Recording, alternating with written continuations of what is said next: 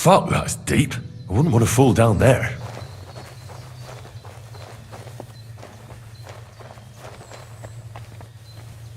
What do we have here? A ladder. In an escape, it'd be enough to pull it up, and that'd leave any pursuers stuck. I'll just hope it can hold one attacker.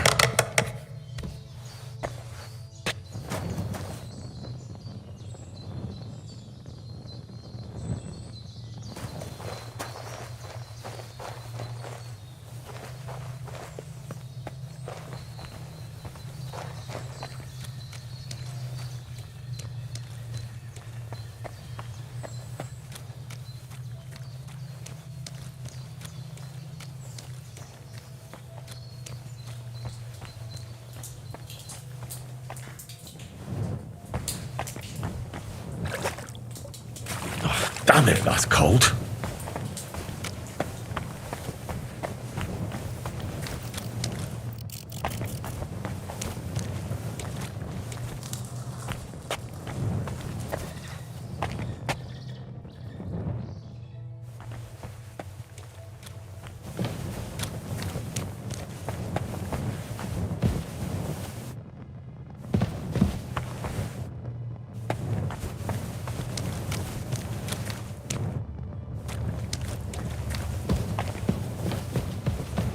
What's this door doing here? Could it be another of the Ruthard's tricks? But if this beam is dropped onto those cleats, no one would break through in a hurry. I reckon with this, any defenders could hold off their pursuers for quite some time. This will come in handy on the way back.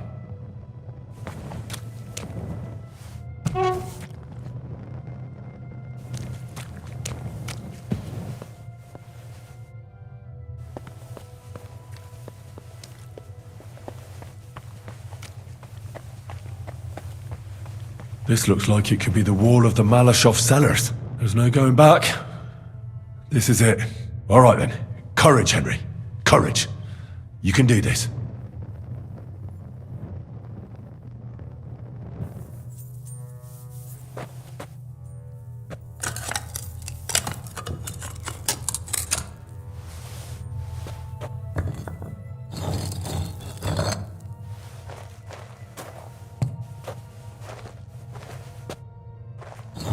This is going to take a while.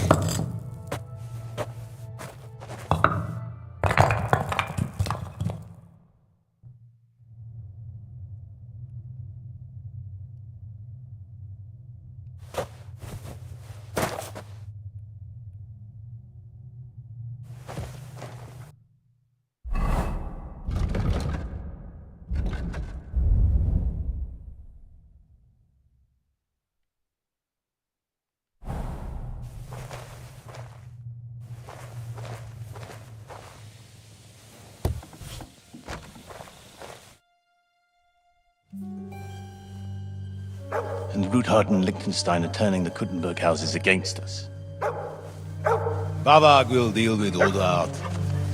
But Liechtenstein is your concern. How come you haven't caught him yet? He's slippery as an eel. He's hiding somewhere in the Jewish quarter. I sent spies to track him down, but they never came back. Flush him out of that hole of his. For fuck's sake! Why such concern, Otto? Kuttenberg is ours.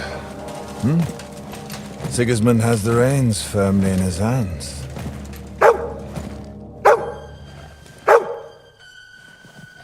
He's got fuck all in his hands.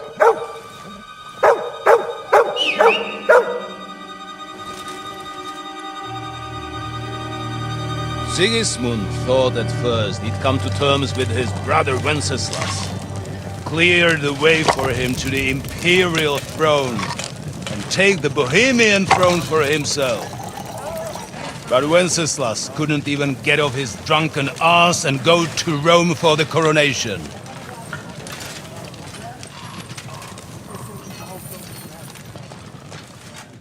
And now, the glorious Hungarian king has fallen for Jobst and his damned truce.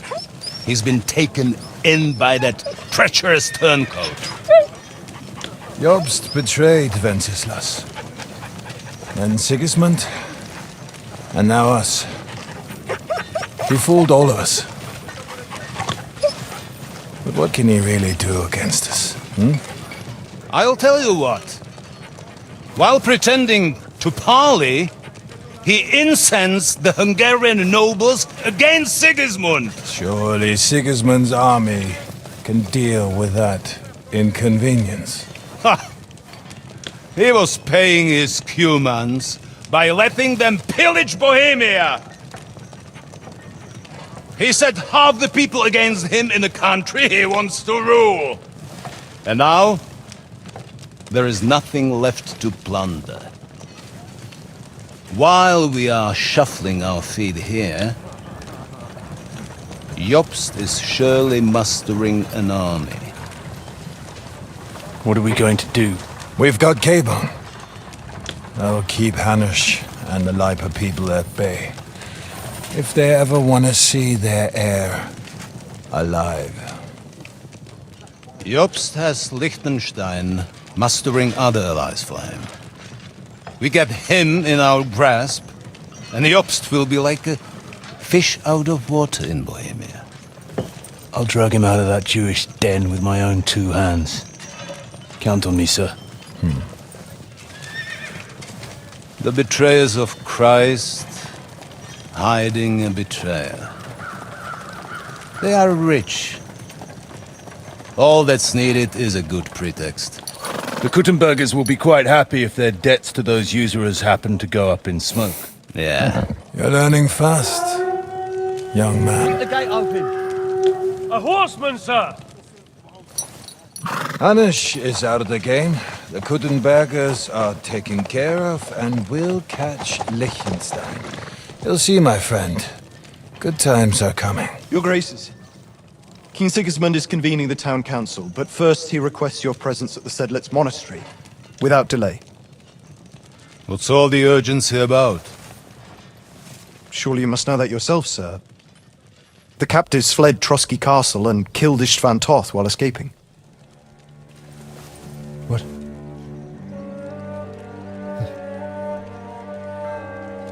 That's not possible. That's a lie. It is true, Lord Toth is dead.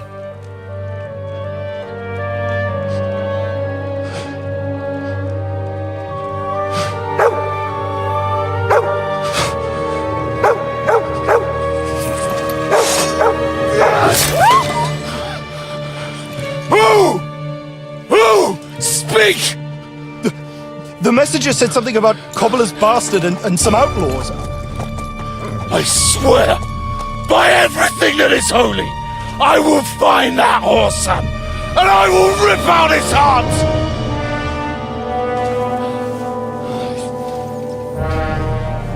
Jesus. What's with that boy? Sir Istvan was like a father to him. You better go. Bring the horses! Shame about that dog.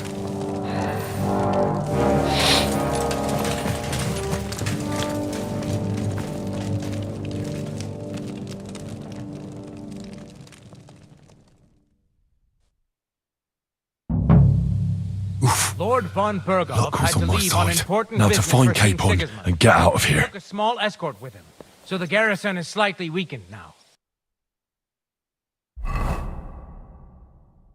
So, be extra alert on your watch.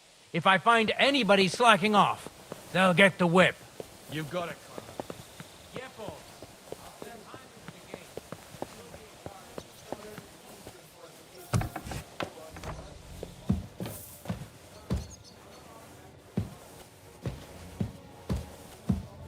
Fuck me.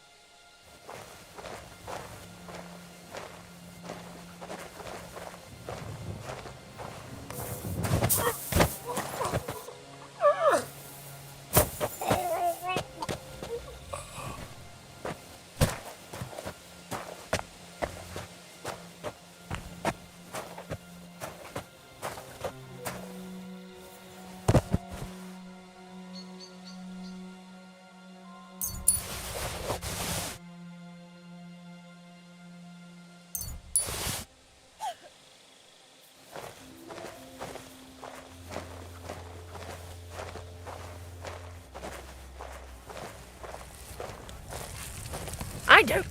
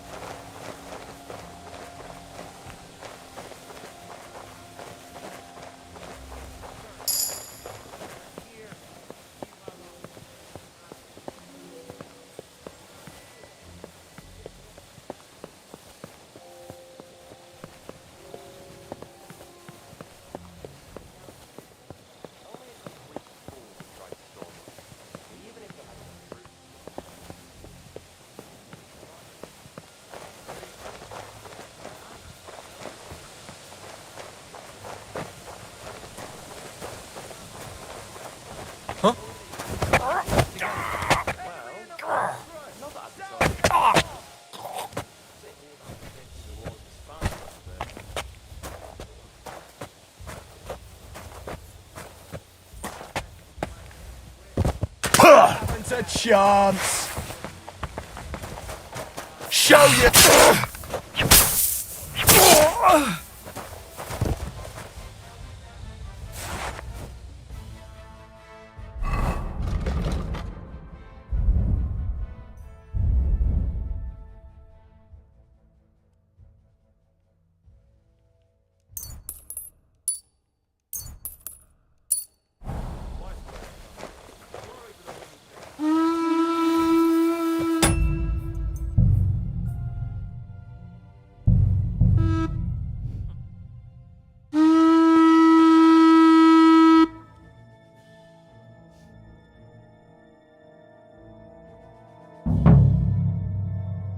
Lord von Burgos. Luck was on my I believe an side. important Now to find Capon and get out of here. A small escort with it, so the garrison is slightly weakened now. So, be extra alert on your watch. If I find anybody slacking off, I'll get you first. I'll send Hyman to the gate. You'll be in charge of the southern and eastern fortifications. All right, Conrad. I'll get right on it. Franz, run along back to the guard. Get some sleep, so you don't fall asleep during the night watch.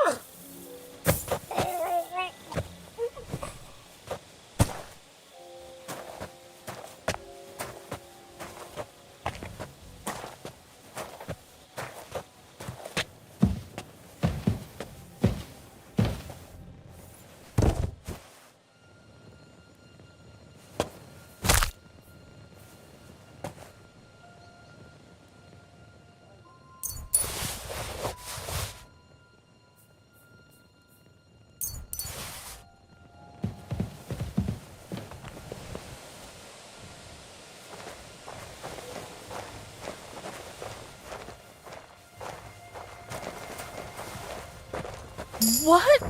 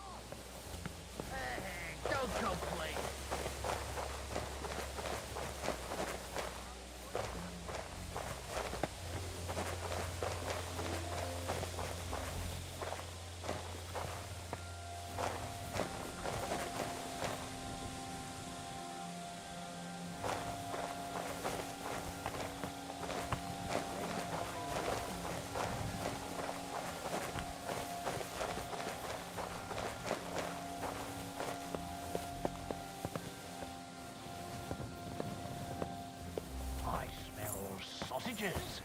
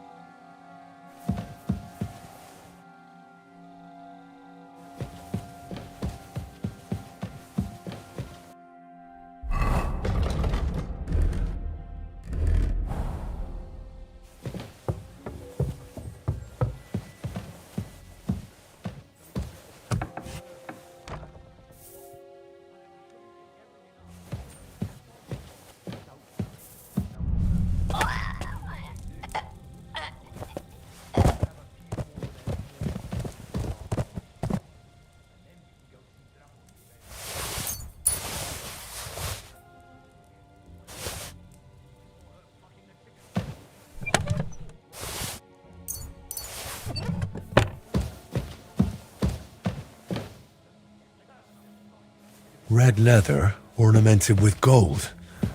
Just like Rosa said.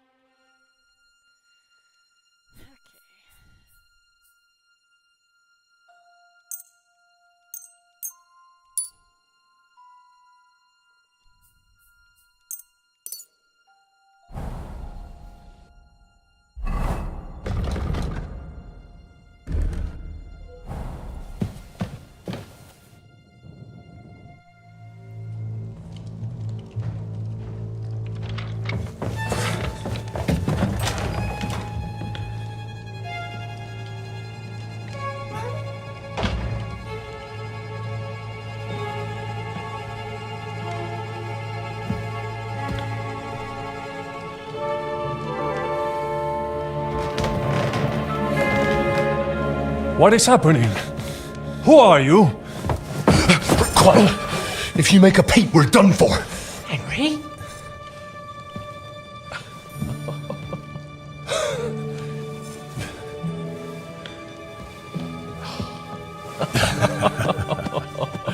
Good God, Henry. What are you doing here? What do you think I'm doing? Hunting boar? Came to save your noble arse. My noble arse thanks you.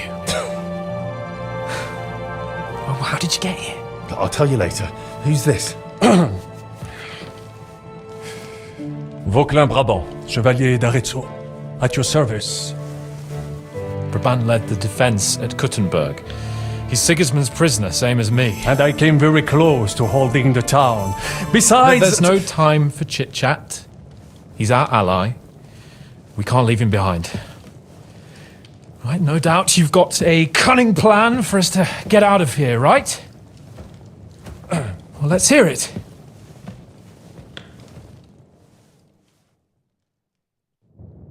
Of course I have a plan. Listen, I got to the fortress through a secret passageway that old Ruthard told me about. Von Bergov knows nothing about it. C'est magnifique. Very cunning. And so far, the garrison has no idea I'm here. We're lucky Von Bergov left the fortress along with Von Aulitz and some of the garrison. So I'll take you to that passageway, and we'll get out of here. We'll get to the forest not far from here. I have some horses ready there. We'll be gone before you can say the Lord's Prayer. Formidable. I call that an elegant plan. I myself had to sneak like that once during the siege of Arezzo. So, what are we waiting for? On y va? Wait. A passageway, you say? A dark, narrow passageway? Well, it's just a passageway. There's a bit of water in it to wade through, but nothing we can't handle. You can forget about it. I'm not going through any passageway. What? Let me repeat. No passageway for me. It's not the chivalrous way. It is not chivalrous, c'est vrai, but in our situation, it is more than delicious. Fuck chivalry now. That passageway is the only chance we have of getting out of here alive. Well, in my opinion... Fuck your opinions. No. Just no. I mean, we'll all suffocate in that passageway.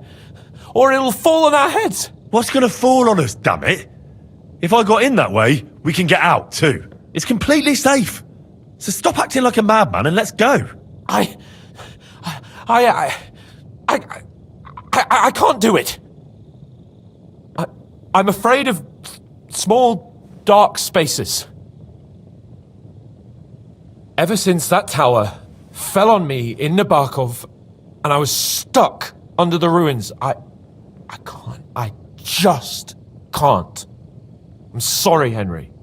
There has to be another way. Have you come up with some ingenious plan for getting out of here? If so, I'd really like to hear it. What do I know? We could maybe break down the gate. Un moment.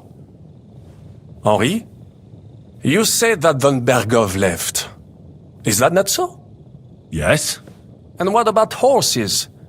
Are there any horses left here? I think there's a couple, yeah. In the lower courtyard. Très bien. That will be enough.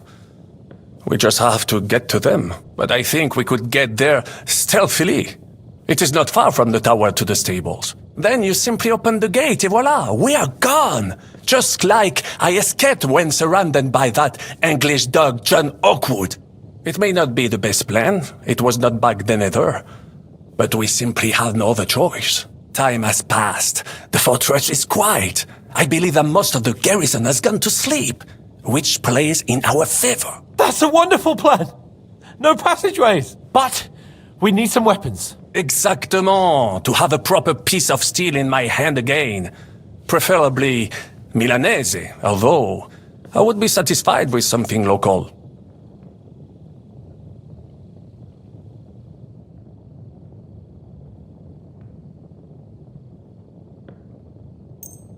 Thanks, Henry. I feel better already. A nice piece. And what do you have for me?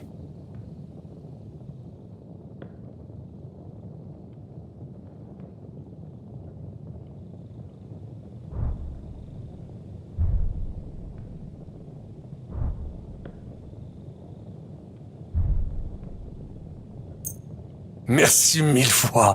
Now I will show them just what a cavalier Vauquelin Brabant is. Good work, Henry. What now?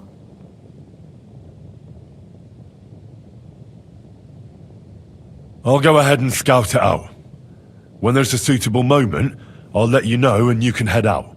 And how will you let us know? Well, the stables can be seen from the entrance hall. If you signal us with a torch from next to the horses, we'll head towards you. Agreed. Good idea. Wait for my light. But you must be absolutely certain that the way is clear. If you have any doubt, do not risk our lives. Better to come back to us, and we shall go together. True. And if we don't hear from you or see your signal for a long time, we'll try to make it on our own. Précisément. We cannot sit here forever. Right. Got it. I'm off. Keep watch by the stairway. I'll go to the window and wait for Henry's signal. I think it would be better if you watch the stairs. What's that? You are younger. You have better an English spy.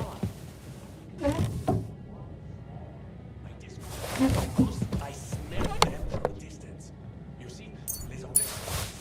I have.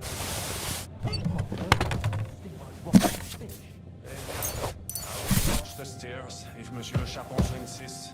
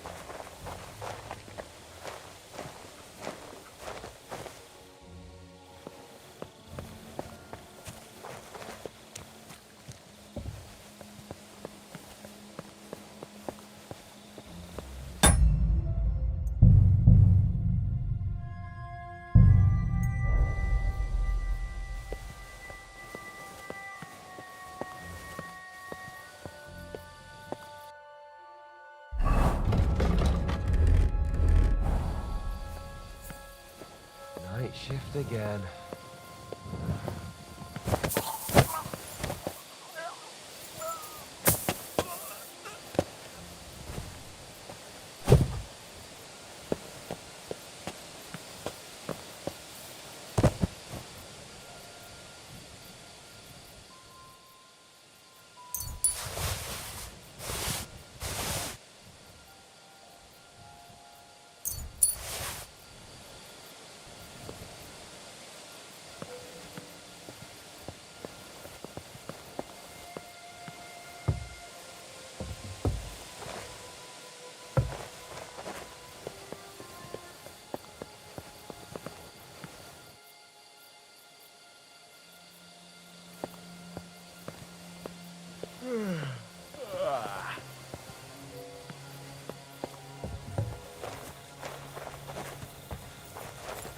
The horses are here. As soon as it's safe, I should get Cape on the signal.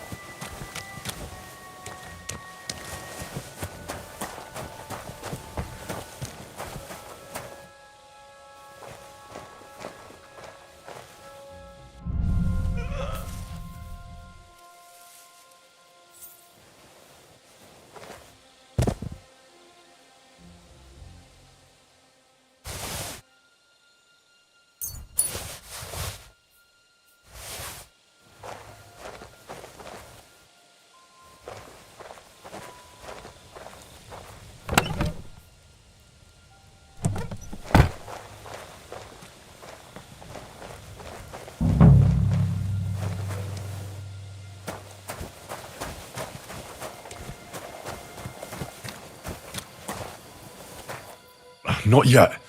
First, I have to get Sir Hans to the horses.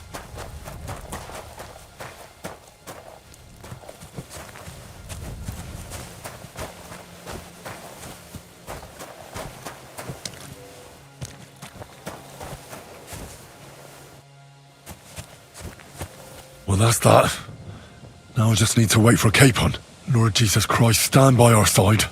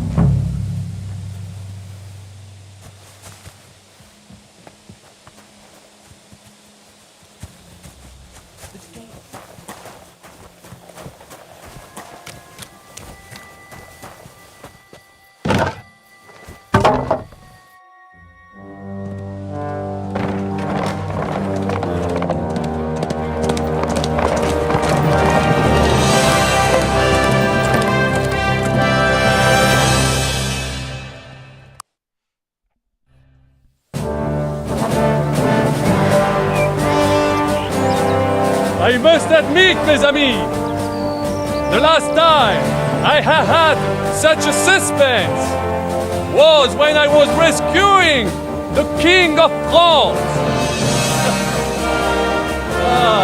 Oui, monsieur, souviens you bien. were surely brave. And fortune favors le brave. Yeah!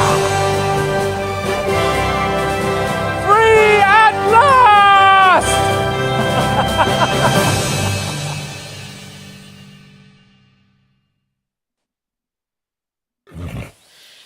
Thank you for coming for me, Henry. You're a great friend. The best I could wish for. After today, you may also count me among your friends. I, Vauquelin Brabant, chevalier, aventurier et voyageur. I'm at your service, mon brave Henri. And I have an excellent idea. In your honor, I shall name my new horse after you. Pleased to meet you, Sir Vacula. My name is Vauquelin. Vacula? Vauquelin. Vauquelin. Vaucla... would you mind if I just call you Brabber? Brabant. En. Brabon? Que peut-on y faire? It will have to do. Do not concern yourself, mon ami. Clearly, you are not tenant in any art or conversation. But at least you have courage and other skills. You carried out the entire operation truly brilliantly. I could not have done it much better myself. And look, mon ami, how the fresh air suits Monsieur Chapon. He has finally stopped drowning in self-pity. What self-pity, damn it? I was locked up for days in a tiny stinking room. Ah, come now, mon cher.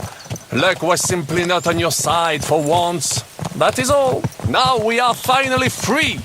The time has come for grand deeds. I did not waste my time in captivity. I fought everything over diligently. Listen. Please, I'd prefer not to. What's troubling you, Sir Hans? What do you think? It all turned to shit again, and I ended up in captivity. I'm thankful at least that Hanush won't have to pay von Bergov a ransom for me. I'd never live that down. But I'll still have to listen to another lecture from him about how useless I am. Or do you have a different feeling about our Trotsky mission? True. Not everything went according to plan. Actually, almost nothing went to plan. But at least I finally got revenge on Istvan. That Horson got what he deserved. Believe me. My Christ, you got Istvan! That's welcome news. No one will miss that fucker. Nice work. But I don't think that'll help me much with Hanush. At least we know now that von Bergov was just hoodwinking us and has no intention of standing against Sigismund. That is for sure. And you certainly outsmarted him in the end. I will bet that Sigismund will scold him more than Hanush would Chapon. Mes amis, nous sommes libres. We are free. That is an opportunity we must seize. I still have enough tricks up my sleeve that I will perform for Sigismund now. But first, I'd need to get good and drunk. C'est facile. I know how it can be arranged. There is one very pretty vineyard nearby. The owner has been my friend since the time I... Don't start.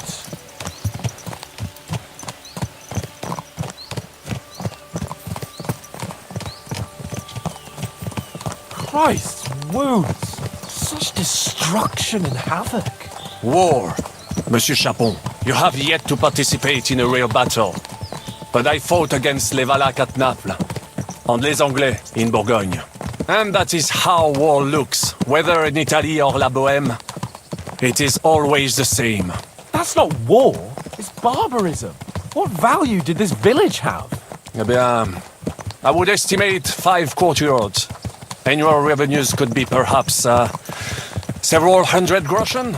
That's not what I meant, Bacalin. No fortress. Maybe one fortified courtyard. Practically insignificant militarily. That's not how war should be fought. This is unjust.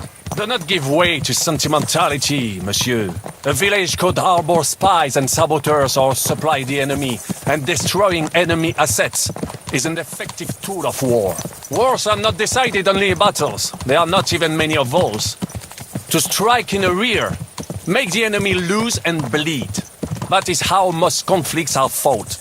However, wait a year or two, the village will be settled. The population will increase again.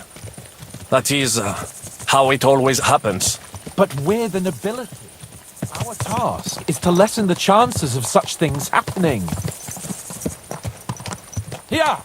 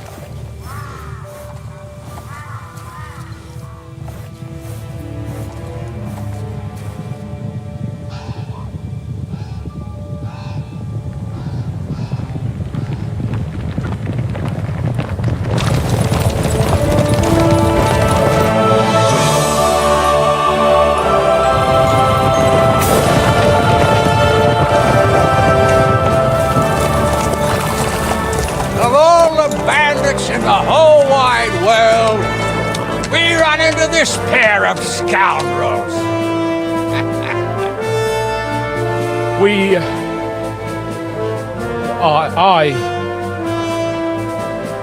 I fucked everything up. Oh, get up, lad. Everyone makes mistakes. Only a better man owns up to them. At least we know now what kind of vermin we're dealing with. What brings you here? We just escaped from Malashov, and right now There's no time for haste. One thing at a time, my boy.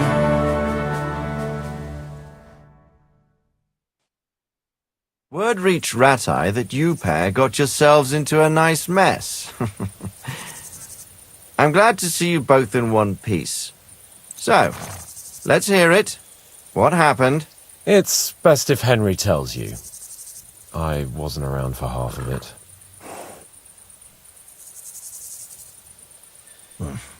No sooner had we spied Trotsky on the horizon than everything started to go to hell. We made camp by a pond with the intention of heading for the castle at first light, only we were ambushed by bandits in the evening. They killed all our men and took everything they could carry, including the letter for von Berghoff. And how did you two manage to get out alive? Just by a stroke of good luck. We were both in a bad way. We might not have made it if a local herb woman hadn't taken care of us. Only after that, we couldn't get into the castle, though. We looked like a pair of beggars. And the bastards treated us as such. But you did get into Trotsky in the end, didn't you?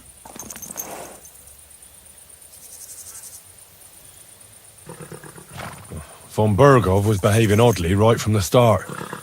But we had no idea what was behind it. It all came out after we set out with Von Burgov's men to deal with the bandits who were rampaging in his domain. The same ones who attacked us at the start. Only they ambushed us and took me and Henry captive for ransom. But it turned out these very outlaws are on our side. They're fighting for King Wenceslas on the orders of Sokol of Lamberg. Well, I'll be damned.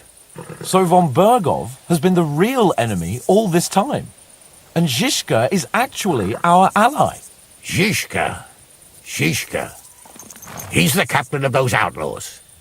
That name doesn't ring a bell. I think you'll meet him soon enough. What impression did he make on you?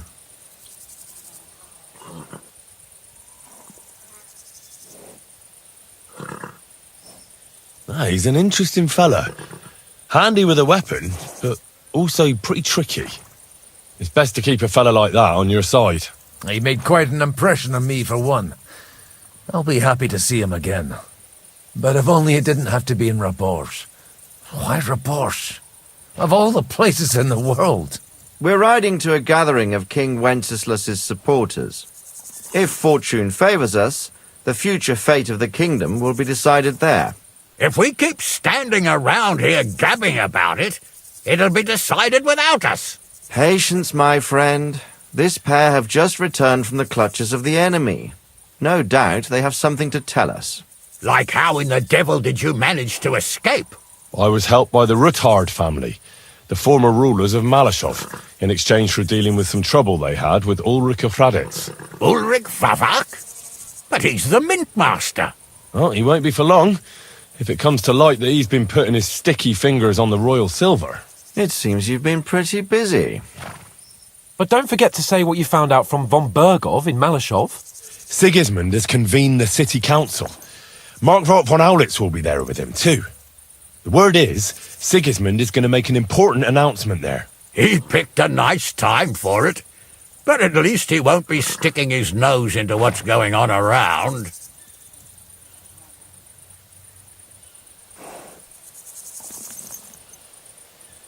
Now, if we had one of our people at that assembly, we'd get Sigismund's plans nice and fresh. Straight from the horse's mouth, so to speak. My very words. And I know exactly who to send. Young Lord Capon will go with us to Rabosh, but you'll have to return to the city right away, and try to worm your way into the town hall. What? How can I get in there? I can't just walk in off the street. You've got the dirt on Vavak, and you don't know how to use it?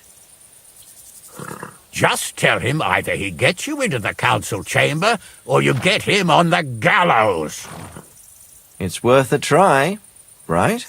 I hope that assembly really is important.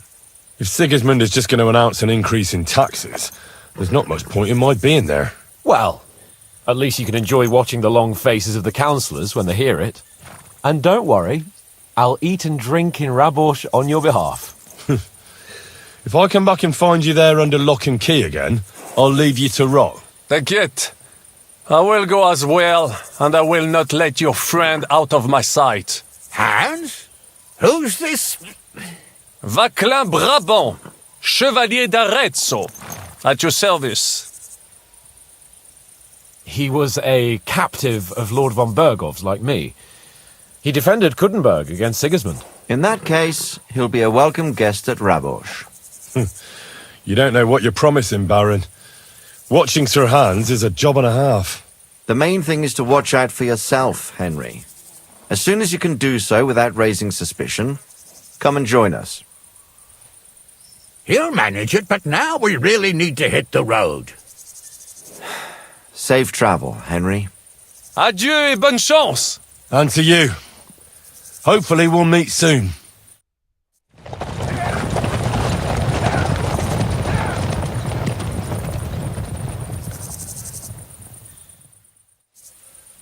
I ought to go and see Rosa when I'm in town. No doubt she'd like to know how it went with that book.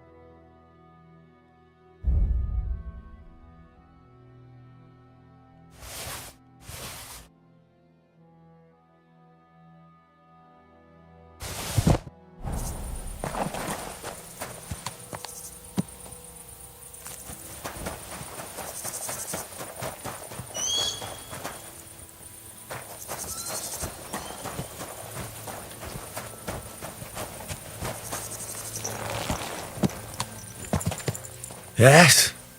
Hmm?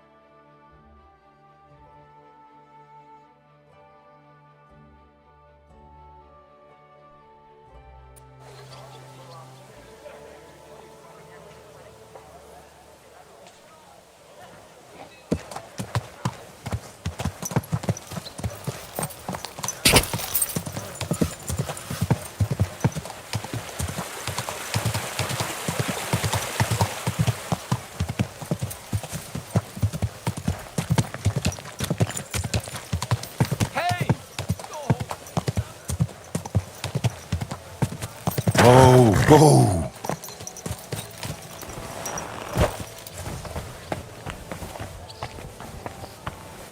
What do you want?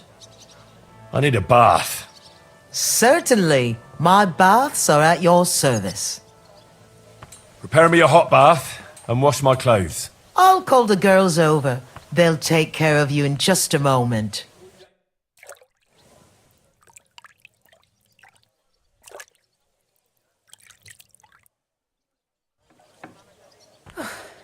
You're as clean as you can be, lad. I hope you're satisfied.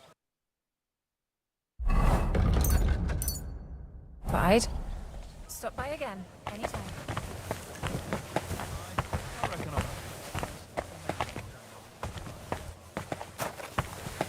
I've learned quite a bit already.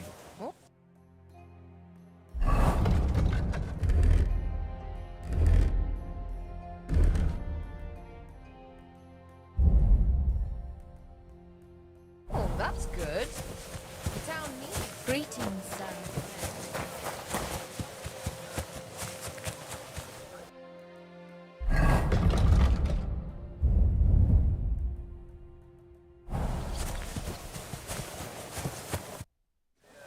You're just in time. I just sharpened my scissors. I'm in need of your services, Master Barber.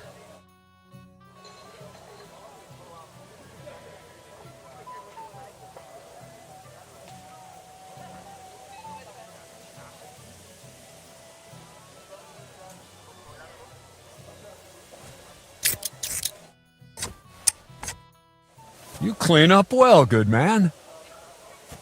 What more do they want? This'll have to be enough. Bless Virgin. Who is it? His name is...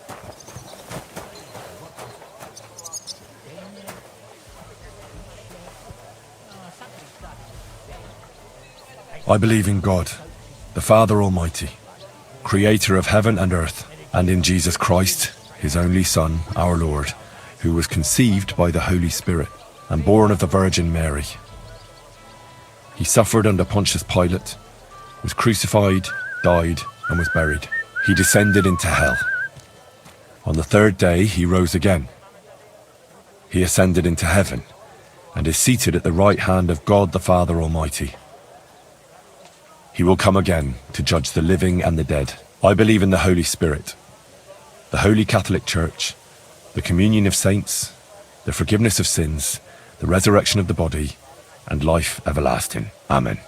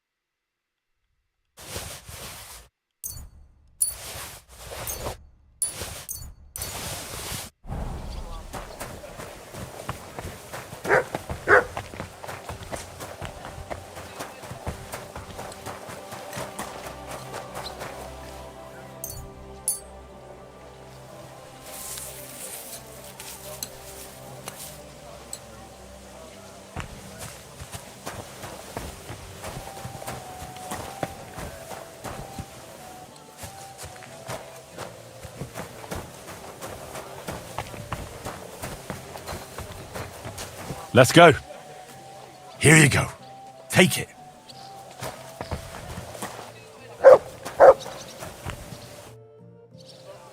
Have there been any orders? There have. A woman stopped by, saying she needs a new axe.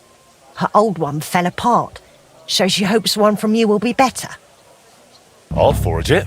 Wonderful. Bring me the finished piece and I'll take care of the rest.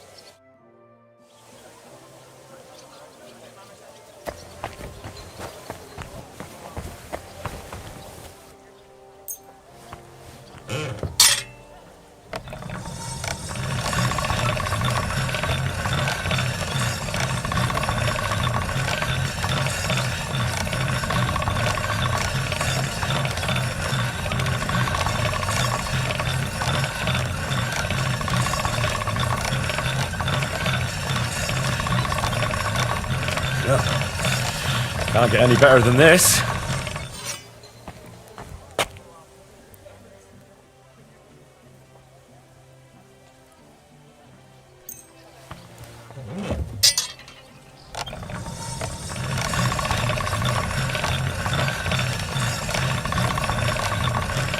That's one sharp blade.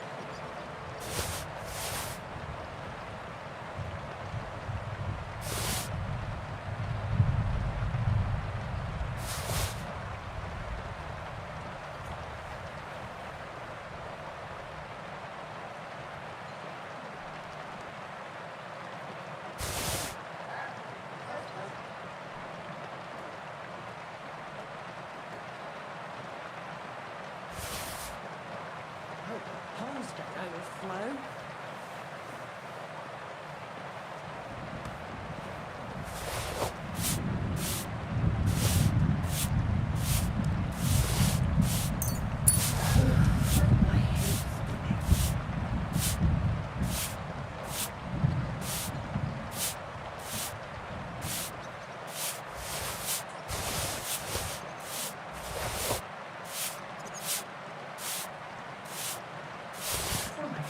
So much dust.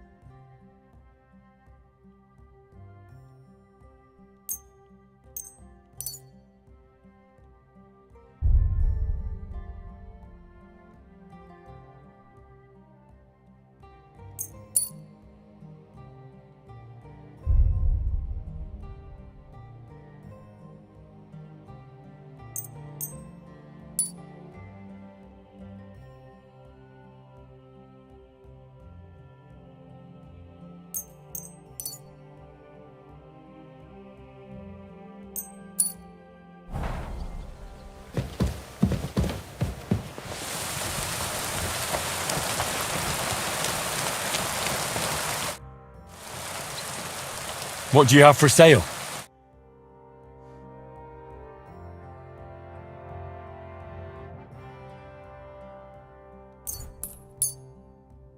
I'd like to do something about that price. Well, I suppose we can try. That, and a little tip. My, thank you kindly. I was glad to be of help. How can I help you today, friend? I'll have a look at the wares.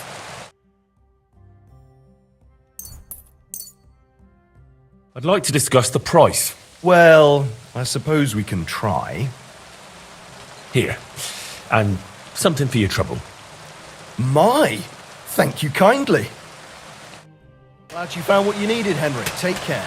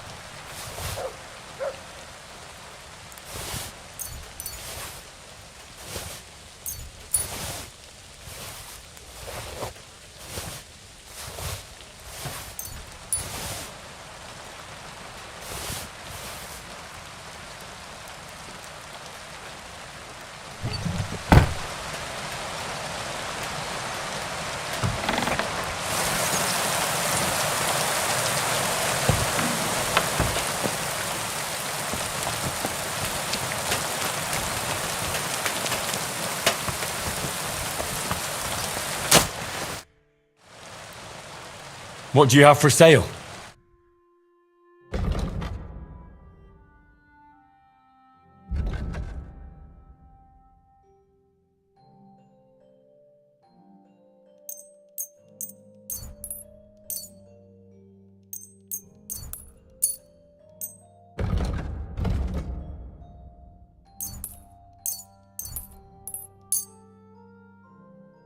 I'd like to do something about that price. Well, I suppose we can try.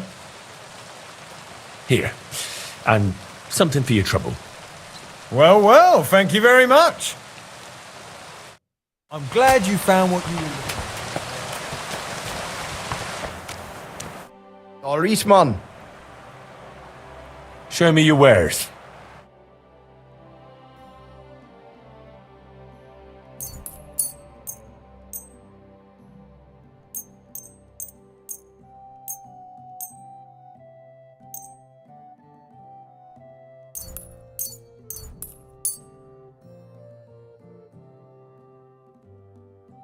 Let's talk about the price. Very well. That, and a little tip. Many thanks. Thank you, and come again, Henry.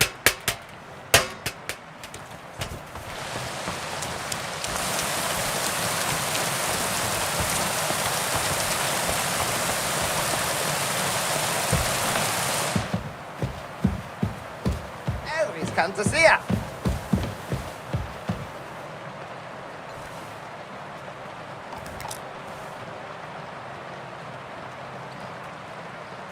Good day.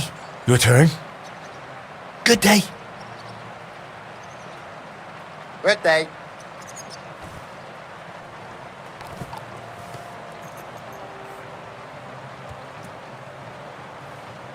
Oh.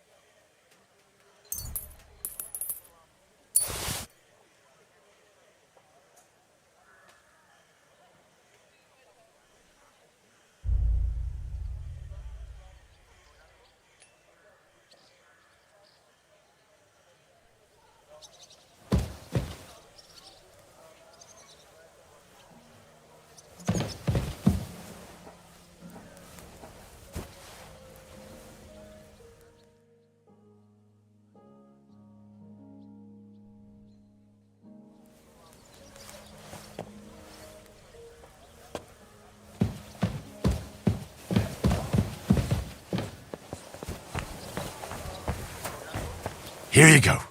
Take it.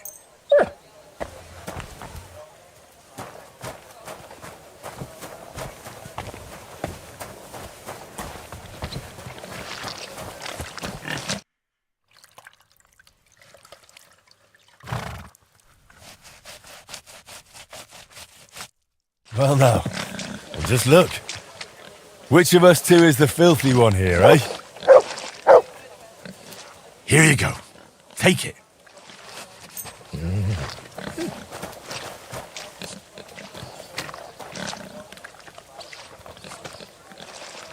You silly mutt.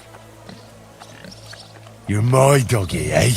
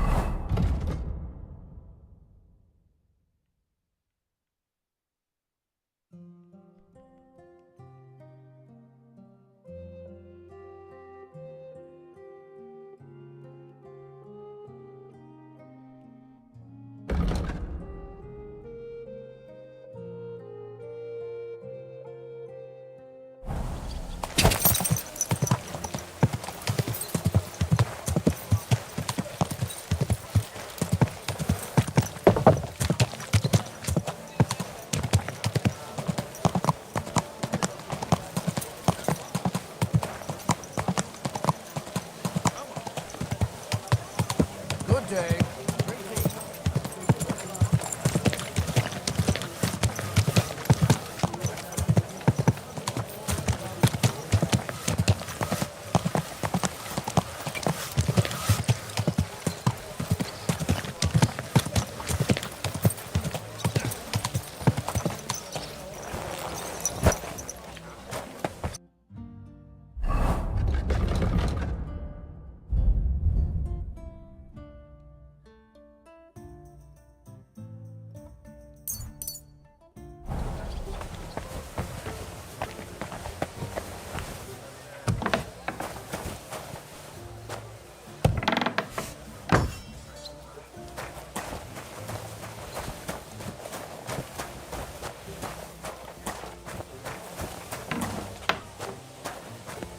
Good day to you. Good to see you. City Council has organised one more time. Fortifications. Are they out of their bloody minds? They had two collections just like it already, and there are still holes in them. That's true. But what good are fortifications you can't defend? I'll tell. No fucking good at all. By the way, I didn't say I like you were saying about that book, My favourite book. Pray tell, did you find it? as I wandered through the fortress, I stumbled upon von Burgov's chambers, and there it lay. Red leather, gold inlay, just as you said. You really found it. Thank you, thank you, thank you. By the way, did you have any time to leaf through it and see what it's about? I read a bit of it. What did you think?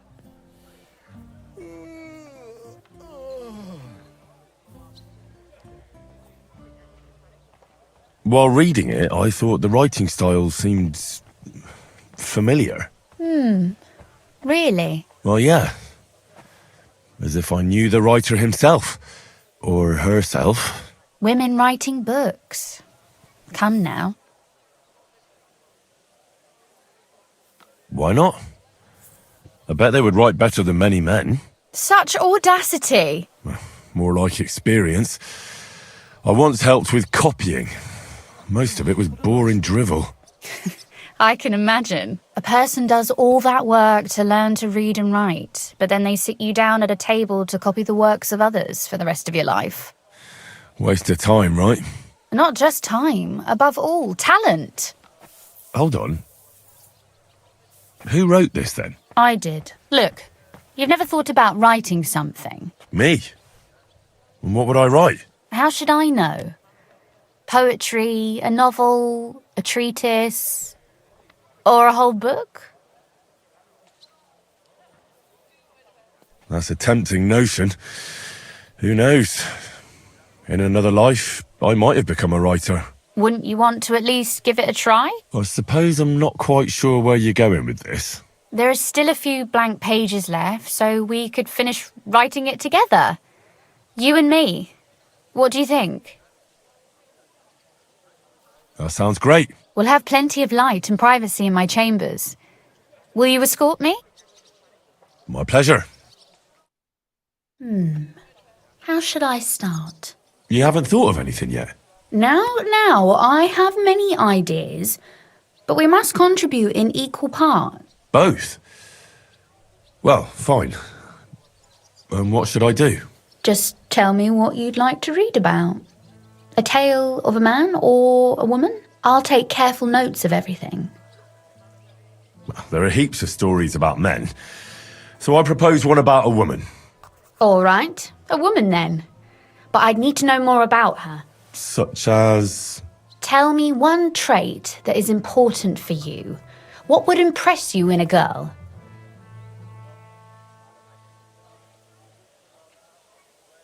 I admire courage in girls. They're weaker than men, and life is rarely easy for them. But they still don't give up. Do you know one like that? Tell me about her.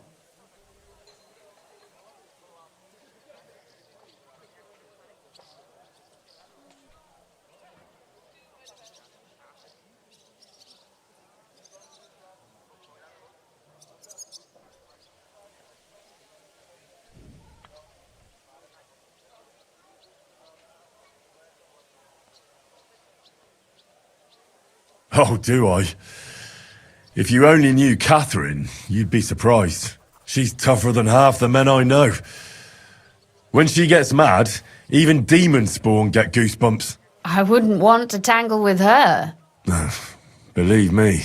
Any other interesting ladies come to mind?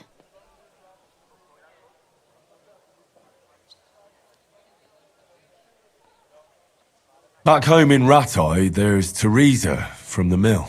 That's a nice name. We go way back to Skalitz. She also survived the raid of Sigismund's army. Later, she saved my life, when a gang of bandits had nearly beat it out of me. She did that alone? No, but she called for help. And then she nursed me until I could get back on my feet. Lord, that sounds like a story of some saint. Nah, not at all. That's just Teresa. My ordinary flour cake girl from the mill. Yours? Oh, well, never mind. Let's say we write about a woman who is brave and isn't afraid to say what she thinks. Would she do it for herself or for someone else?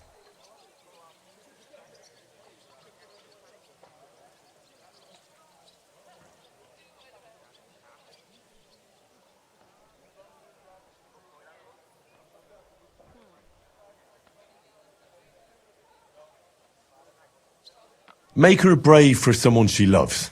That's much more commendable than if she were only thinking of herself.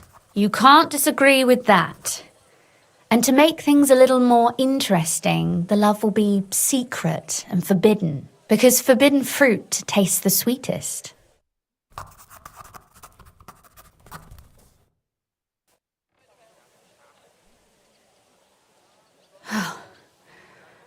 Well, just about finished. Well, let's have a look. Not yet. Something's missing. What? A picture. I don't trust myself with proper illumination, but I think I can handle a sketch, especially if you'll be my model. What? And what on earth do I have to do? Lie on the ground on your stomach and swing your legs, but not much. Like you're lazing around. Oh, that doesn't sound too bad.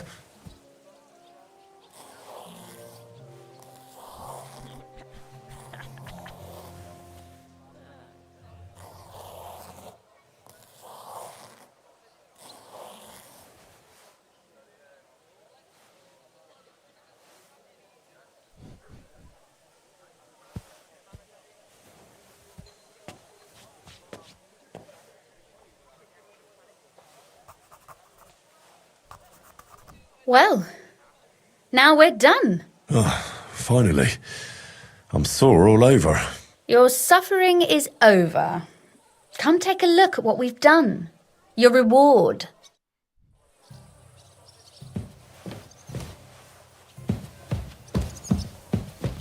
Go on, read it. I want to hear what you think of it.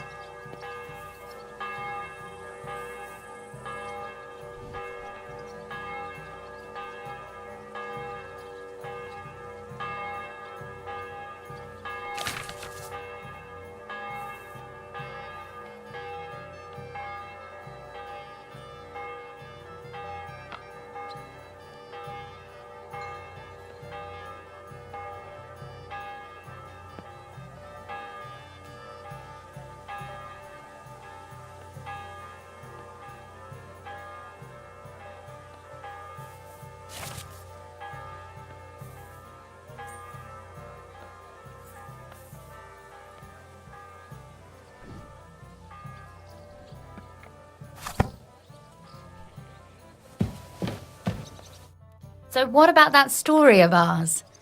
Tell me your impressions.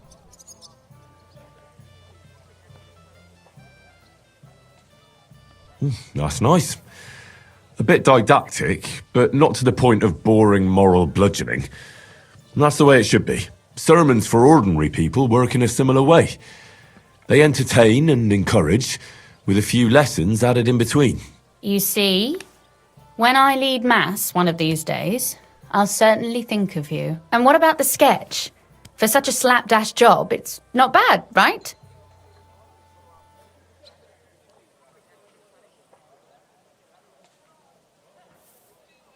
Well, what can I say? Your talents probably lie elsewhere than in painting. I know I'm no master illuminator, but otherwise, I think we can be quite satisfied. And thank you for the help. I really enjoyed it. Well, so did I.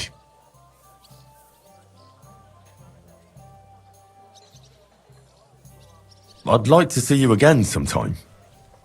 Would you mind if I stop by? Please do. I'll be glad. It will certainly be enlightening for both of us. Oh, and about that secret passage to Malashov. Have you ever used the passage? No, it's never been needed. Thank God. But everything is ready there. There's a strong door and a ladder that we can pull up behind us. That ought to give us enough time to get to the end and dig our way out. Why did your people mark the passage from outside? Papa came up with that. He said one never knows what might happen, so I thought up the idea with the crosses. Why do you ask anyway? Would you rather search all over the woods for it? No. It's really smart. And very convenient for me. Thanks again. How did you find that secret passageway back then? I'm glad you ask, because it's a really interesting story. It all started when I was 12. One morning, I found a bat nailed to the Malashov gate.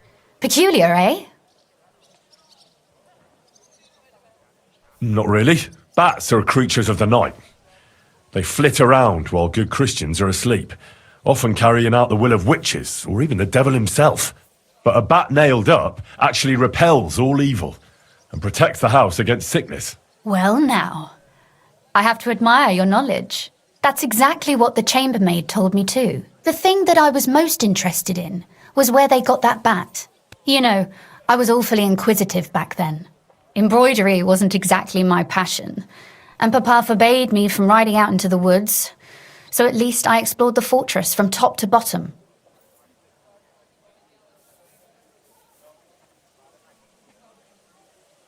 I know all about that. Not that I ever embroidered, but Pa never let me stray too far from home. Parents have no understanding for the adventurous soul, do they? But back to the bats. I found out from the guards that they caught the poor creatures somewhere in the cellars. So I went to have a look there and found a whole swarm of them. I followed them for a while, and I noticed that in one corner they simply disappeared into a wall. Strange, isn't it? I was full of curiosity, and I talked Papa into having the wall demolished. I remember there was even a priest there at the time, and he wasn't at all happy about it. He was afraid we'd dig into hell. But as you probably guessed, there was nothing behind the wall but a passageway leading off into darkness.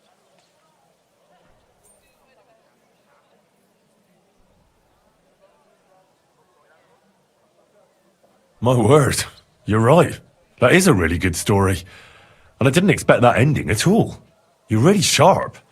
And hard-headed when you latch onto something. Well, that's something I admire. Hard-headed? Aren't you a bit impertinent? I'd rather say determined.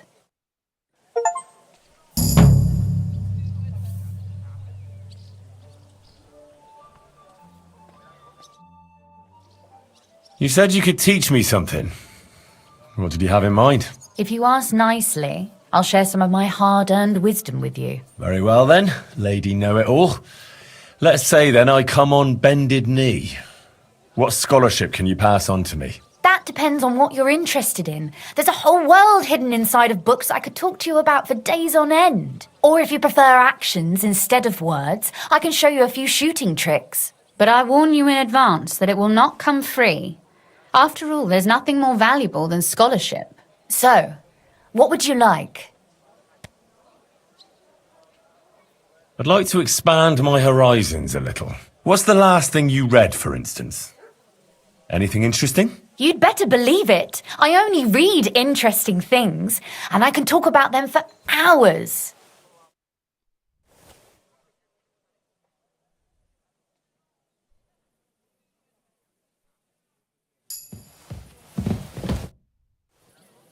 Could you teach me something? Of course, but I warn you in advance that it will not come free. After all, there's nothing more valuable than scholarship. So, what would you like? I'd like you to show me some archery tricks. You shoot like a wild woman. I prefer the term Amazon. Will you teach me? Listen closely so I don't have to repeat myself.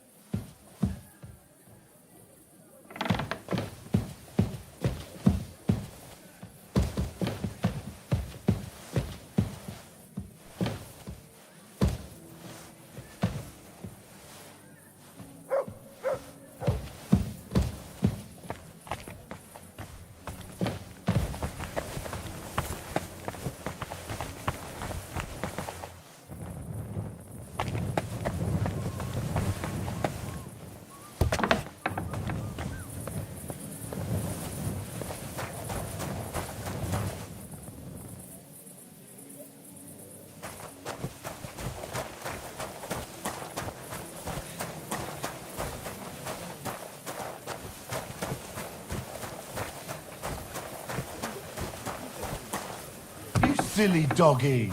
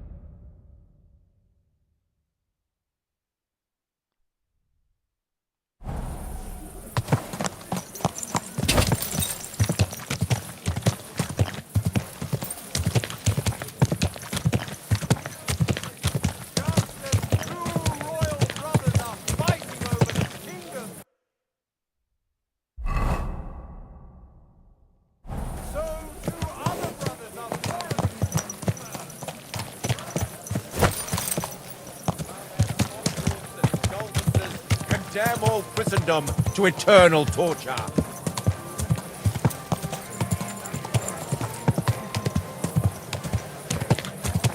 Whoa!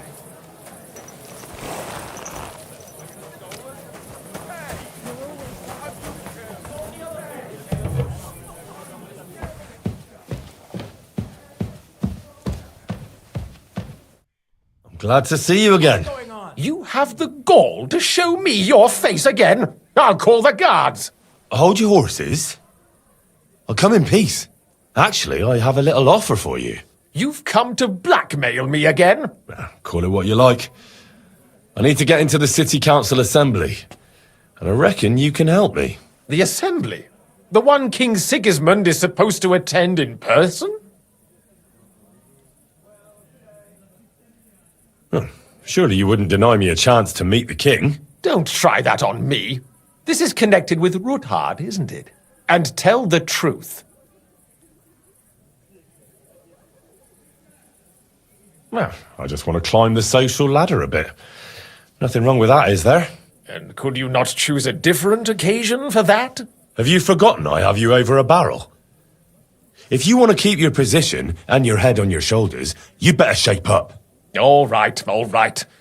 Maybe we can make a deal. If I get you into the council, you'll behave appropriately and you won't betray yourself, or especially me. And that will be the end of our business together.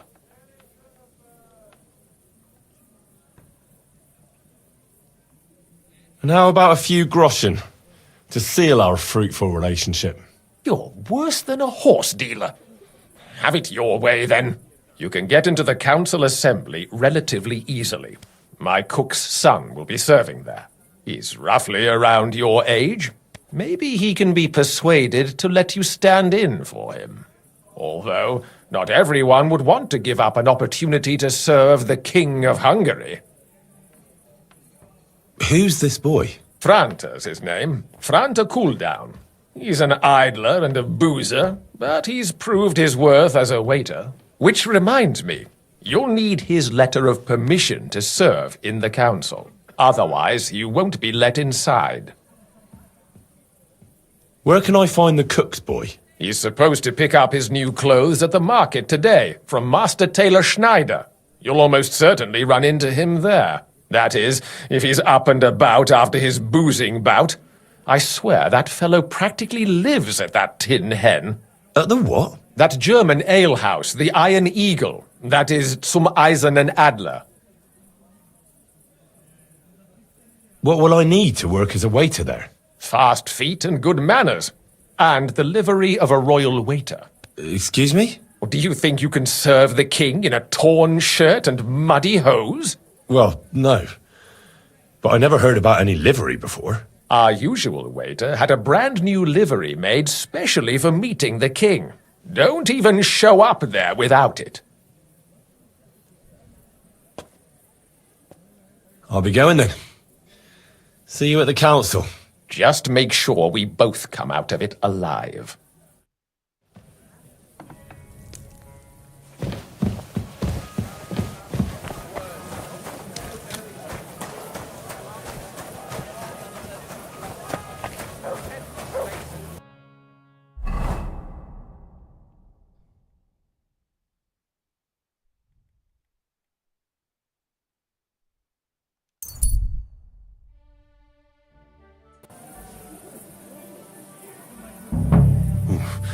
I better not forget about that council assembly.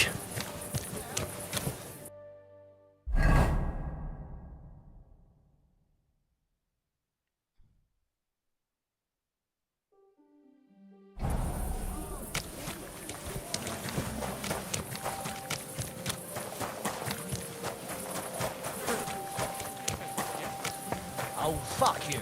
I'm telling you, Conrad's going to win the tournament.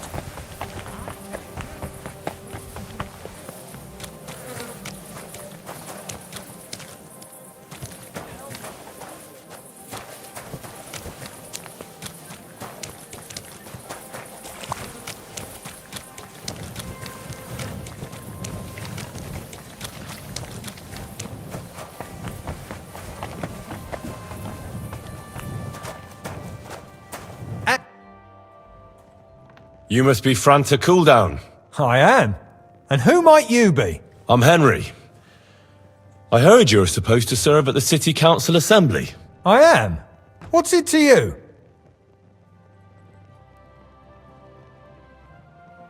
Supposing I took the job on for you.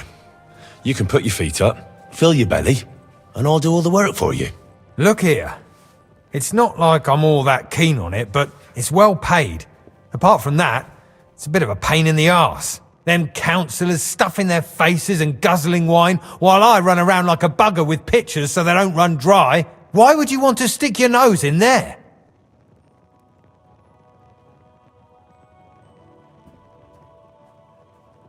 I want to see the king in the flesh. Why's that? Well, I heard a lot about him. How he won lots of battles, how he's courageous, just... And as bad-tempered as the devil. He's got the councillors shitting themselves, fearing what's coming at this assembly. The more I think about it, the happier I am about not having to be there. To begin with, you'll need confirmation that you've worked as a waiter at the council, and you're capable of serving even His Majesty. Look here. Do you have any idea what's expected of you? Can you tell different wines apart and that? Of course. Who do you take me for? All right. No need to get upset. Show the confirmation to the head butler. Tell him I sent you, and think up some good excuse. Clear? That makes sense. And you'll need a waiter's livery. I had a brand new one made. I didn't get round to picking it up, so go and see Schneider in the market. Thanks. I won't disgrace you, I promise. You better not. Take care for now.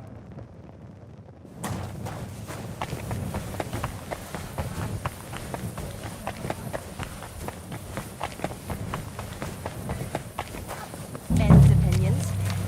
I'll just keep quiet.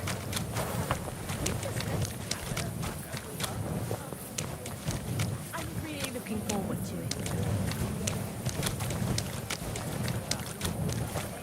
I heard about this one bloke.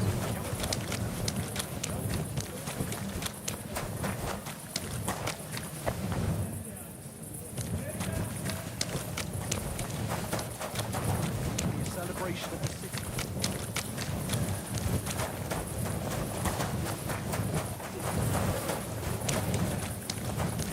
Farewell for now. Take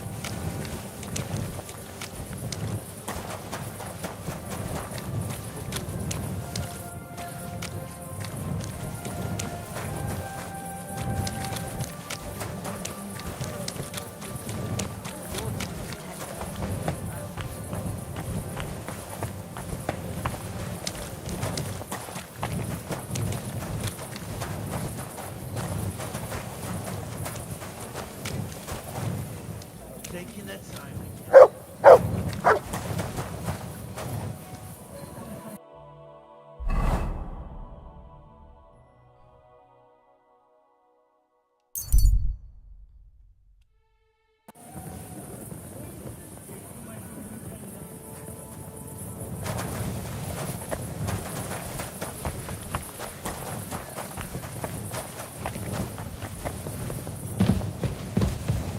God be with you.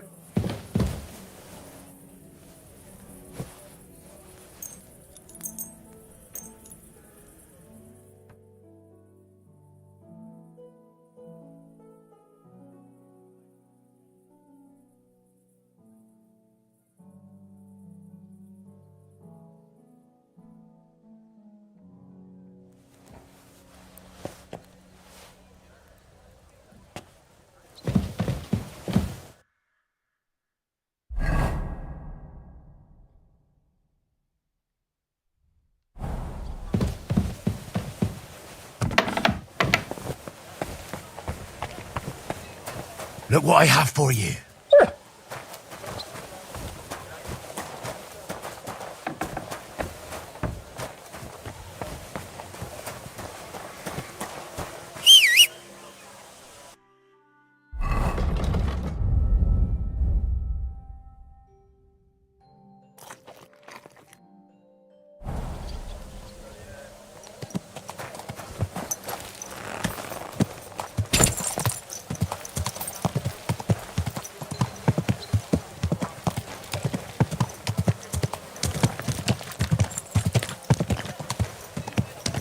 This horse must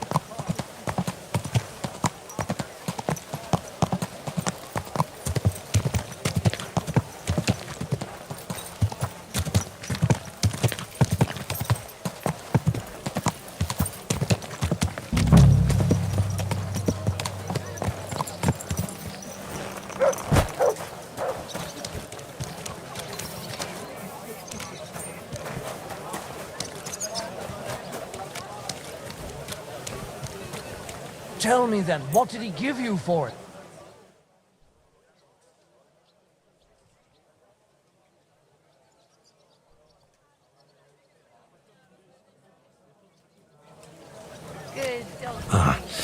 The city council will be convening soon. I better get a move on.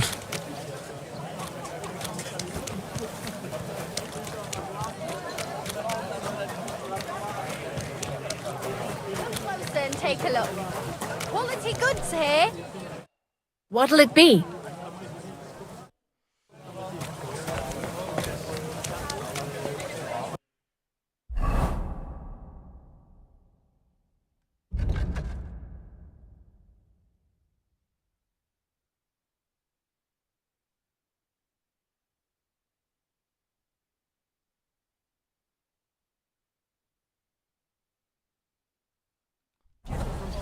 Now they only ate when there's a storm. At least you know when to round up the cattle and gather in the hay. Aye. When I'm old and infirm, folks... Anything you need. Bread here. Right. Come and buy some good bread. Quality goods.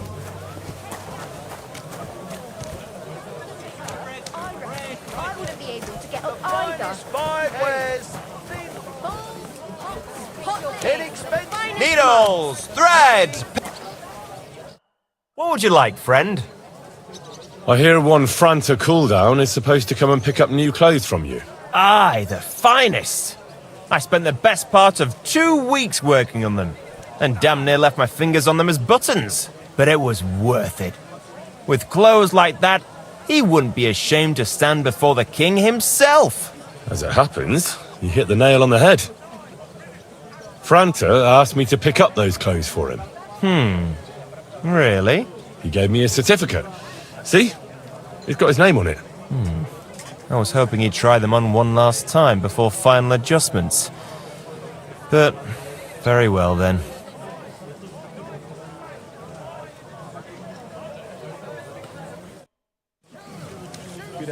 Shoe repair! Repair while you wait!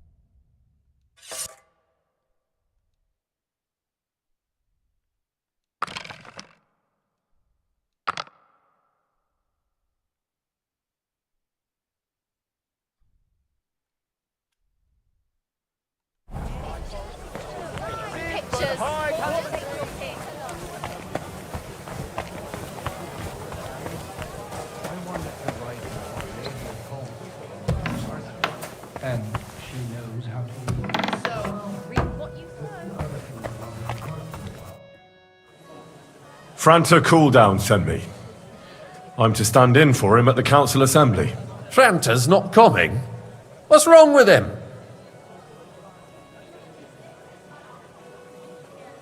He got poisoned. Probably from food. He's writhing in agony. By turns praying and cursing, spewing from both ends. Oh, that's enough. All right. At least you're here. We can't be without a waiter here, when the king himself will need waiting on. So, let's have a look at you. Have you got Franta's certificate? Sure. Here it is. Everything's in order. Now, about your livery. You've got a waiter's cap, a tunic you have. Hose are good. You can put your steel aside in front of the council chamber, along with your other stuff. You won't be needing it anyway. You don't want to be dragging a load if you're running around tables. Everything as it should be. Glad to see it, lad. Do you know what your duties are? For an inexperienced greenhorn like you, it'll be a great responsibility. Well, I'll happily listen to any advice. I wouldn't want to foul things up. I should certainly hope not. Now listen.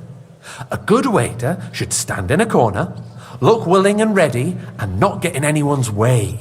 In short, behave as if you're not there. But when one of the gentlemen calls for wine, you run and pour it for him on the double. You'll find the pitchers on a table by the door to the chapel. You take one and go to their table and pour for them. White Tokaib or red monastery wine.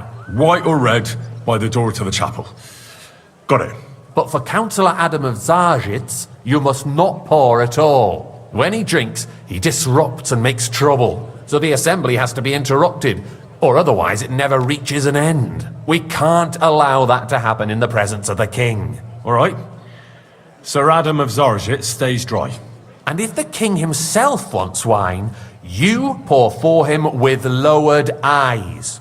Don't look at him. And the most important thing?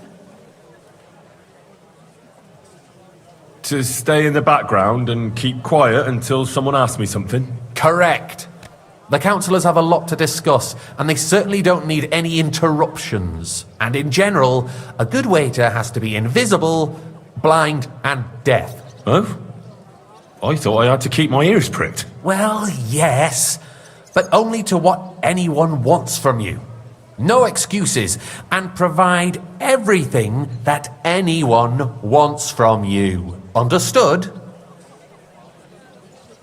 Absolutely. I'm a waiter, after all. Not some street gossip monger. Correct. And if you manage not to botch it up, you can even rise on the social ladder. Not just anyone can serve the King of Hungary, but you'll manage it, right?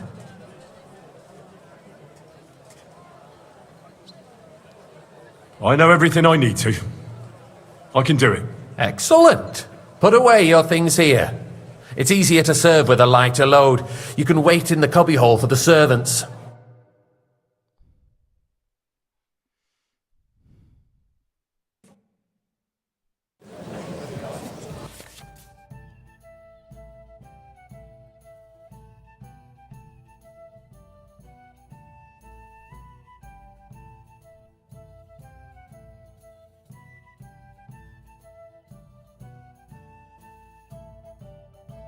The city reserves are in... There were the pictures of wine. Hopefully I won't splash anyone's shoes. Waffenarsenal is a joke, and on top of that, the army was requisitioning from it.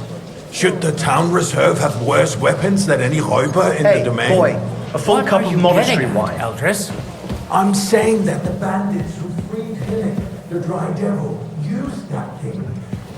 That Hackenbüchel. Hand cannon. Can you believe it? Come now, waiter. I want it red. You're the one who should know where they got them. Thank you, waiter. Since you're a gunsmith. What are you implying, Friedrich? All I'm saying is that they had them, Herr Gott. It is eine Schande when outlaws have better weapons than the city garrison. And Herr König surely knows this too. What is it, Eldris? You smell a deal? What I smell is that your stubborn heads do not realize what Schwierigkeiten this is. The I dry fancy devil is some running Tokai. free.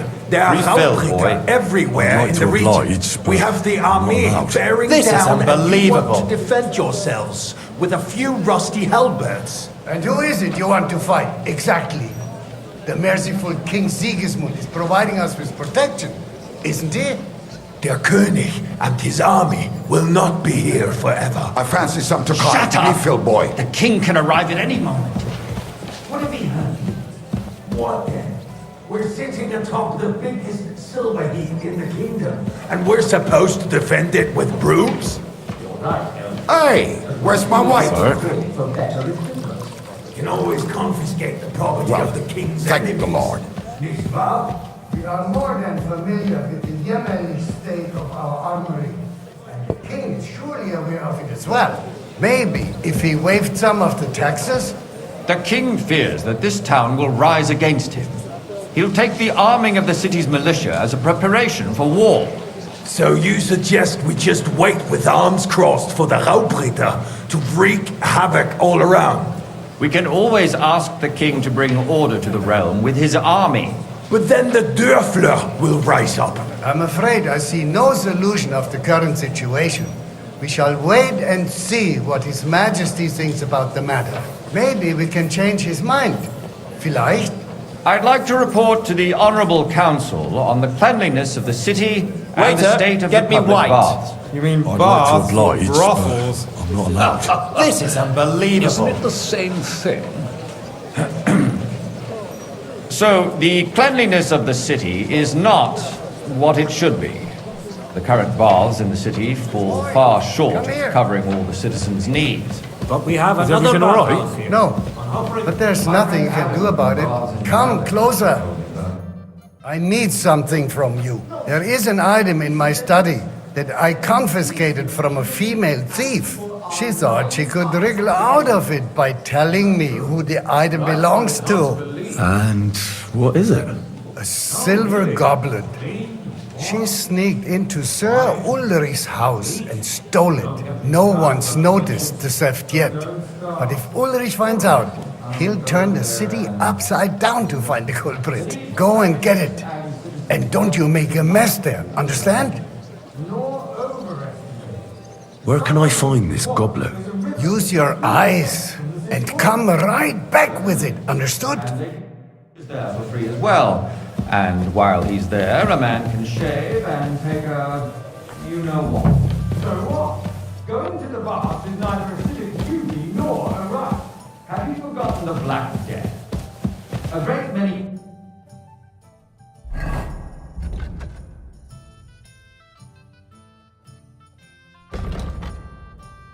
people die needlessly. Are you questioning God's wrath? Nice. The Black Death had nothing to do Whose with the silver might baths, this be? unless the Lord wishes to punish the wicked. So, did you find it? The city clean is important. I did, Master Bailiff. Here it is. Not so loud. Show it here. That's it. And now go back to your job. Always arguing about the same thing. Not at all. If you'd finally admit that it's a trifle, we wouldn't have to keep coming back to it. A trifle? Do you ever walk the street? Rubbish. The least we can do for the citizens is to provide them with a place to wash up. What nonsense! Next, you'll want me to serve wine to everyone for free, too. Why not? In Jerome Nas's earthly paradise, everything would be free. Don't put words in my mouth. Gentlemen, let's agree to disagree. What if the king heard us? I got word that Rutard has pulled off another deed. That's nothing unusual. That old weasel will never accept that the city isn't run his way, at least until His Majesty honors us with his visit. And as we know, Gunslin absolutely hates him. He can hate all he wants, as long as he does no damage. Ulrich, what have you got to say about it? Me? Well, I'm not sure what I was planning. I'm speaking about the Rutard incident. You were there, weren't you? Well, thank you. Just a small misunderstanding. We've sorted it out and everything's settled. My ears must be deceiving me. Are you defending Rutard? Besides, if his men attacked yours, as I've heard, then we have a good reason to punish him. What happened there? Pour me red Leave wine. nothing out. I don't like Ruthard, true, but in this case it really was nothing. Everyone in the city gossiped about it. I heard Sorry. several dead. Did you? That's grossly exaggerated. Thank you, waiter. I don't think Ruthard will cause any trouble. He is sensible enough not to draw attention to himself while the king is here. That's true. Because if we don't do something about him, the king himself will put an end to him, and soon. Unless he puts an end to us first. God knows what he wants to tell us. If nothing happened, there's no point dwelling waiter. on it. Pour me Let's some move monastery on. wine. I'm sorry, Andreas, but I wouldn't brush it off so quickly. Why do I have the feeling you're not telling us the whole truth, Ulrich? Sorry. Are you accusing me of lying? Those are Well, thank words, my friend. Nobody said anything like that, did they? Then why doesn't he tell us what really happened? I'm not keeping anything from you, but there's a little truth to the rumors circulating around the town. Yes, Ruthard and I had a little disagreement, but we ended it quickly because his daughter wanted to get involved. I didn't want to expose the girl to any unpleasant sights. So Ruthard is hiding behind his own daughter's skirts? As if it wasn't enough that he sent his son to die defending the city. All right. If we really don't have anything new to say, let's turn the page. Things have got out of order in the town. Some adventurers decided to take the law into their own hands and restore the tradition of duels. It's not only barbaric, but also illegal. I could understand it with mercenaries, students, and other scum of all kinds, but city councillors... Hey, boy! A full cap of specific. monastery wine! Are you blaming one of us? And look who spoke first. First of all, Sorry. it wasn't a duel. It was supposed to be an honorable combat. Don't hang around me! Vanish! You hear me? And that's the only reason you're still here on the council and not in the pillory.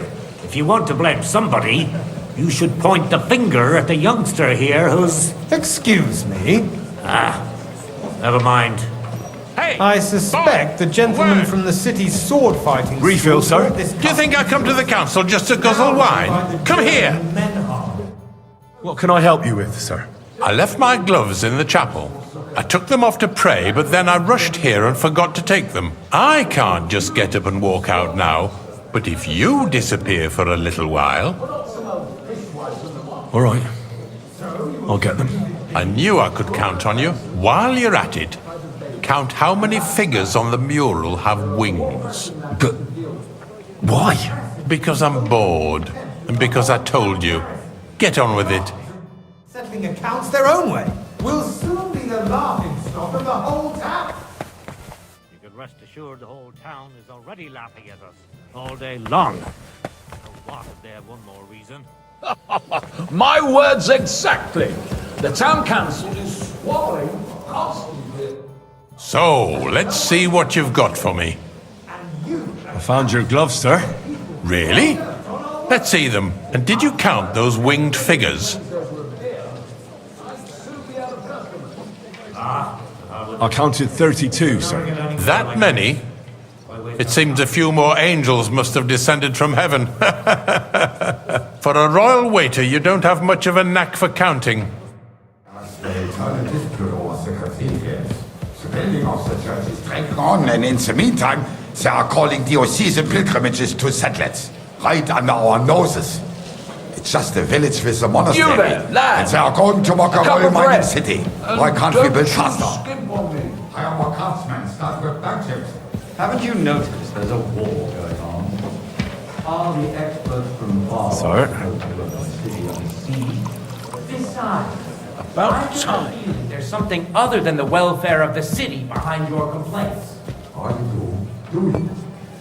And what would that be? Like, for instance, that you'd like to have your own altar there? So what if I would? Hold your horses, gentlemen. That space in the side nave is mine. When hell freezes over, my friend, your Why? place is at I'd least like 2 some steps wine. behind mine. The swordsmith dares to insult me? Ha! I think not. Excuse me, Sir? It's you? I see you've come up in the world. From a bathhouse boy to a waiter. You'll go a long way. I might make councillor one day. You're a merry soul, lad. I like that. If that's all they have, they would be defeated by that bunch of ne'er-do-wells from Sir Alehouse or Orbrick. What ne'er-do-wells? Those wrestlers of theirs, of course. People from the whole town go to watch Hey, them waiter, brawl. pour me some Takai. This is news to me. Because it has all been sorted out. Not long ago, the guards raided and threw them all out. Sir? Yes, I had forgotten. What do we have to discuss next? Thank you, waiter.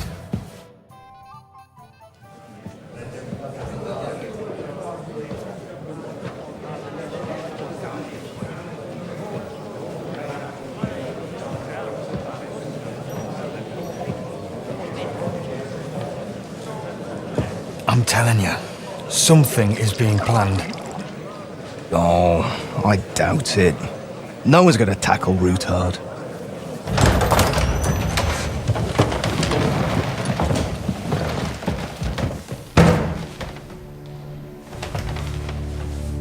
Nanturum, Alistair, Rohadekam, Abirtakamon. Azon Aljuchek Usse, Alegiop Katonaikat, Ishkelkinek Udra.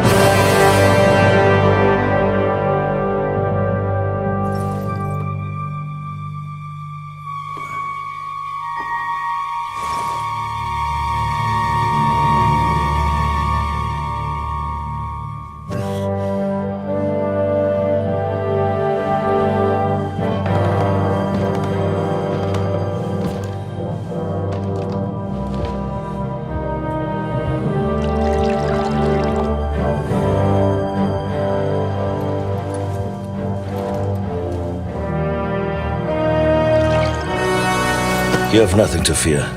Not you.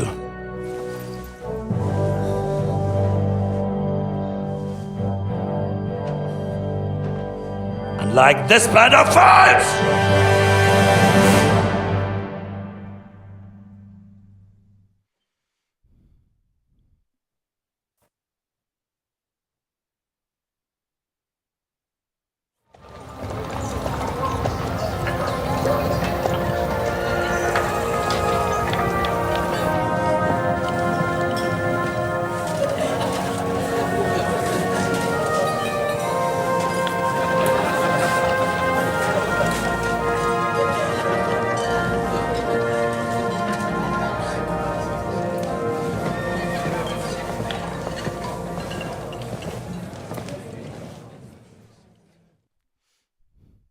Come now, father.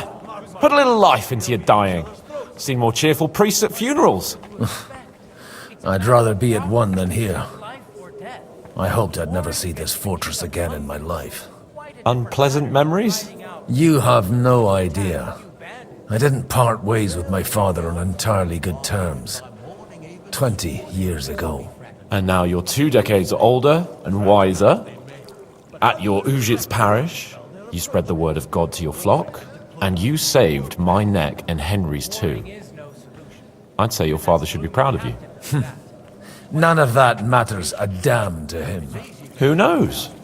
Maybe that 20 years has changed a thing or two. You know what?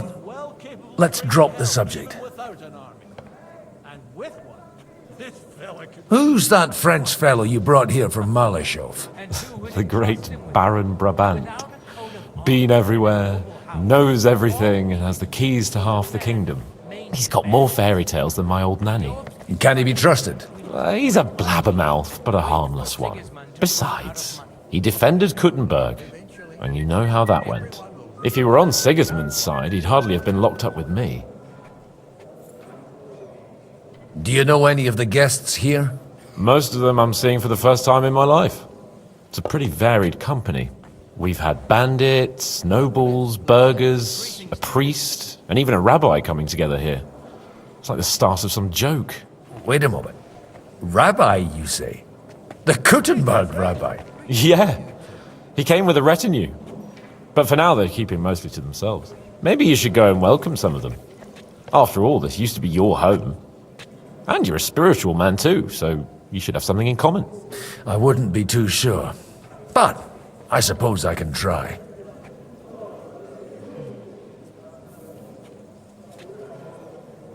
What do you plan to do now you're a free man again? What do you think? Get drunk, woo one of the local wenches, and wake up in the morning with no hose and a head like a church bell. Have you perchance forgotten we're supposed to be deciding the future of the kingdom here? I'll leave that to the older and wiser. And duller.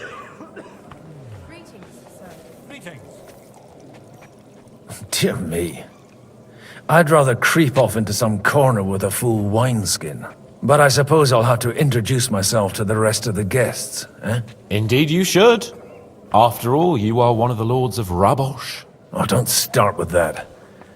I'd like to steer clear of the old man as long as I can. In that case, you should sound out Radzig and Hanush and find out what they're actually planning.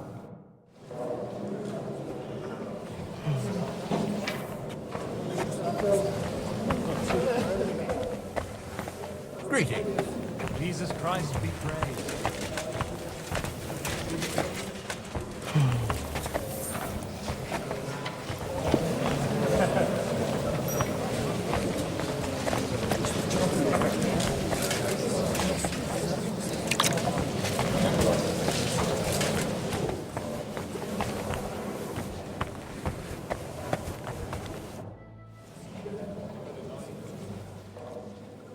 Such rare guests.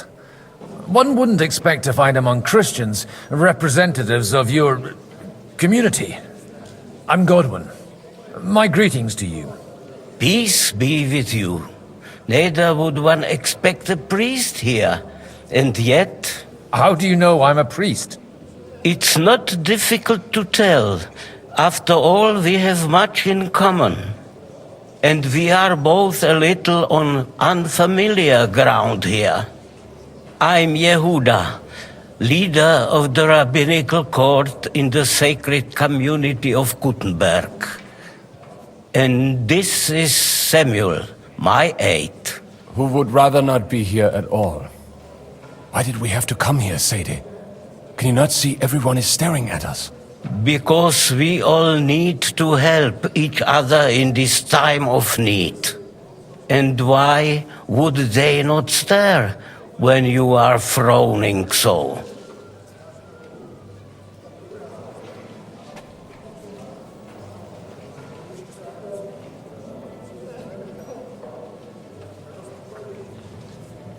Do you want to make use of the council to improve the status of Jews in the city?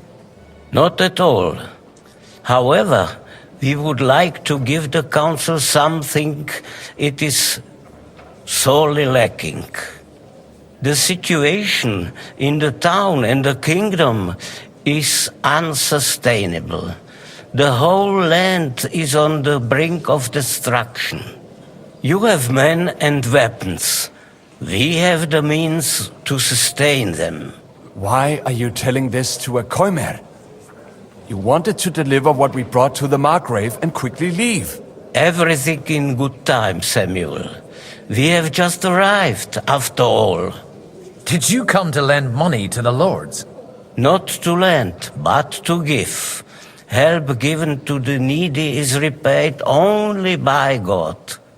You don't even know if you can trust them. With that money, we could have paid mercenaries ourselves. You remind me of my young friend Henry. He's a bit of a hothead too. Henry? That messenger of Radzig Copula? You know each other. You're both around the same age. That would be him. We did not get off to a very good start.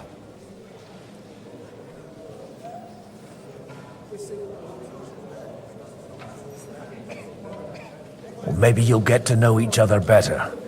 He should be coming here later, by the way. For a young stripling, he's been through plenty. It's not so long since his parents were killed in Skalitz.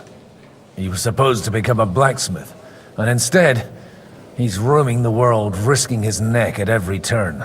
Wait, a blacksmith, you say? From Skalitz? Aye, that's right. Did you know anyone there? I knew of someone. A blacksmith by the name of Martin. My daughter knew him most, and that is why Samuel is in this world. For our numerous sins. Maybe he was my father, but he certainly didn't act like one. Ma raised me on her own. And that was all for the best. Why? He should have taken care of me, but instead he fathered another bastard. Don't make hasty judgments. As far as I know, Martin didn't have any other children. At least, none of his own. He took in Henry and raised him as his own, on the orders of the Lord of Skalitz, Sir Radzik Kobila, Henry's real father. I don't care if he took care of 20 other Mamsas. That boy's blood father denied him, just like yours did to you. A person can't choose their parents. And Henry only found out about it recently. Enough. I'd rather have a drink. Will you have one too, Zayde? For that, there will be more suitable times. Good health. L'chaim.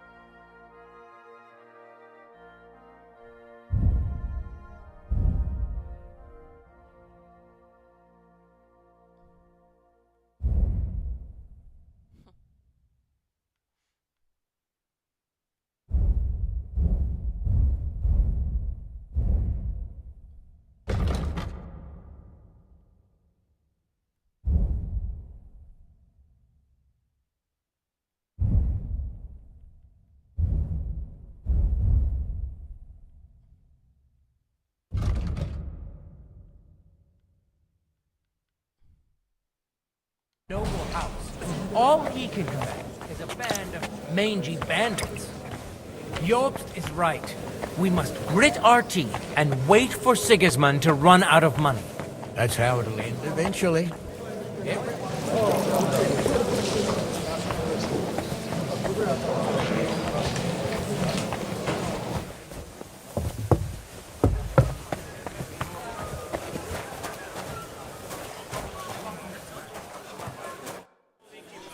May I have a word with you, sir? You? Anytime. With you, at least, there's some sensible conversation. Unlike this pack of conceited upstarts. What do you think about Jobst? Are you testing me? Jobst called this assembly and he wants things to turn out well. We have to trust him. To turn out well for whose benefit, though? Some are up to their elbows in silver and blood, so others can live in freedom. Better make sure you're among the latter, then. And in the meanwhile, help the former to keep their losses to a minimum. Young Lord Capon is finally free again. Let's hope he'll take better care of himself now. He got a harsh lesson, but at least he might remember to lay off that tomfoolery of his for a while. But if not, war will make a man of him soon enough. Do you think there's really going to be a war? I mean a proper one, not just sitting around and talking about it.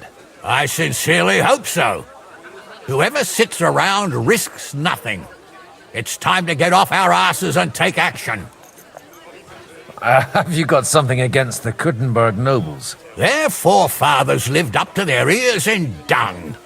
But thanks to the royal mines, they were born with silver spoons up their asses. And they think that can turn their blood blue. But surely they're not all like that.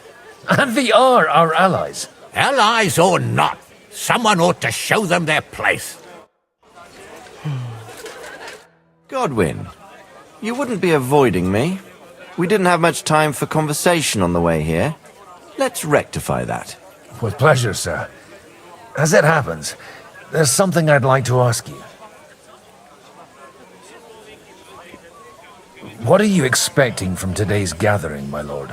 Well, I have no great expectations. But, all going well, we may be able to establish some joint steps towards the future. As long as we proceed without prior agreement and mutual support, we will be very unlikely to achieve any progress. I couldn't help but notice your son has a bit of a talent for getting into trouble. To put it mildly, but not to do him an injustice, knowing young Lord Capon, he undoubtedly contributed to that more than a little. Although, if they didn't pull each other out of trouble, God knows where they'd be now. Wise words. Still, Henry's come a long way on a thorny path. I trust you're rightfully proud of him. You know, I am. And Martin would also be glad, even though Henry chose a different path than he. May God grant him eternal rest. Where did you leave Sir Divish? Surely he's not too old to miss out on such an event. Haven't you heard? Lady Stephanie is with child. No one even imagined Divish would produce an heir at his age. As they say, doesn't matter who kneaded the dough, as long as there's a pie in the oven. Godwin. Well, it could be a miracle. Praise the Lord!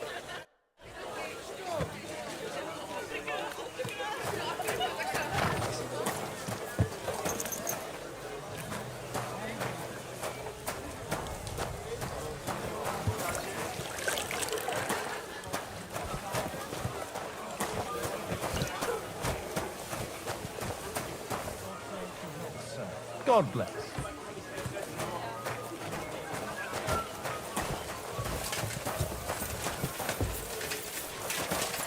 God be with you, my friend. Good day.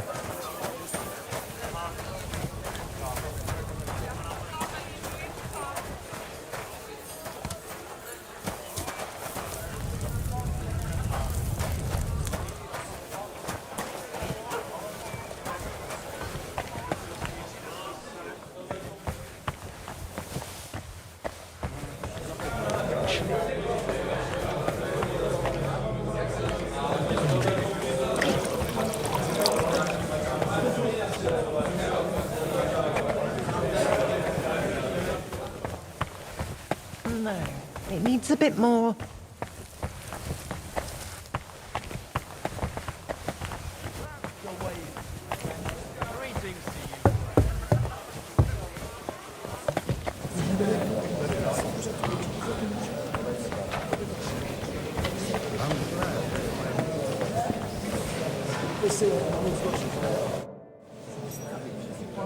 Good health to you, sir. I'm Godwin, a friend of that lad you arrived with, Henry. We don't know each other. Baron Vauquelin Brabant, Chevalier d'Arezzo. The last of my line.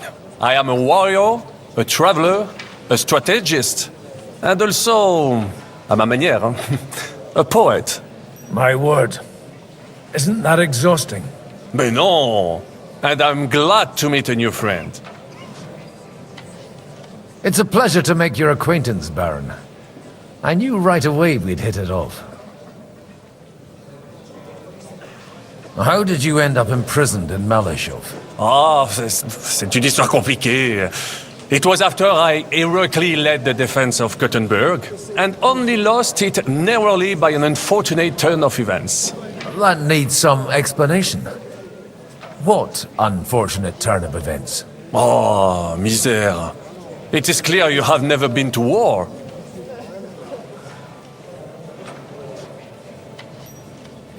You're quite mistaken, Monsieur Baron. I have. Ah, je suis désolé. This Bohemia is a strange land. I have seen farmhands, children, and even women fighting. But the clergy? Sainte Mère, do tell me about it. No doubt you fought on the side of truth and honor.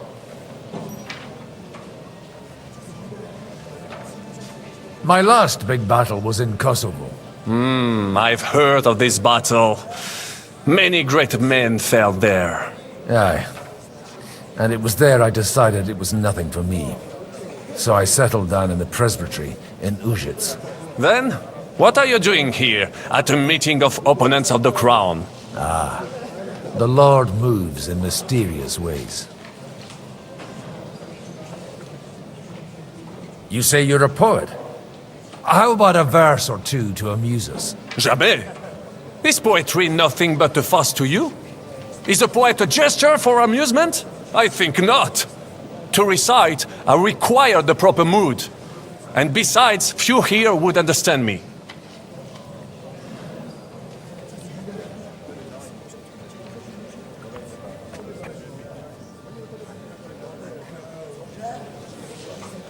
How come almost nobody here knows you? I am operating, as they say. Incognito. My great benefit is my strong connection with the French court. There, everyone knows my name. Here in Bohemia, I'm still building my reputation, slowly, but surely. Where have you been on your travels? Have you seen the ocean? But of course! I was born by the sea. If you are interested in my greatest journeys, then I have traveled with a merchant caravan all the way to the Ottoman Empire. And if you are interested in my greatest deed, then that was perhaps saving the life of the King of France. And you wouldn't by any chance know the Pope, personally? Which one do you mean? I spoke briefly with Boniface IX when I was sojourning in Rome. A pleasant fellow.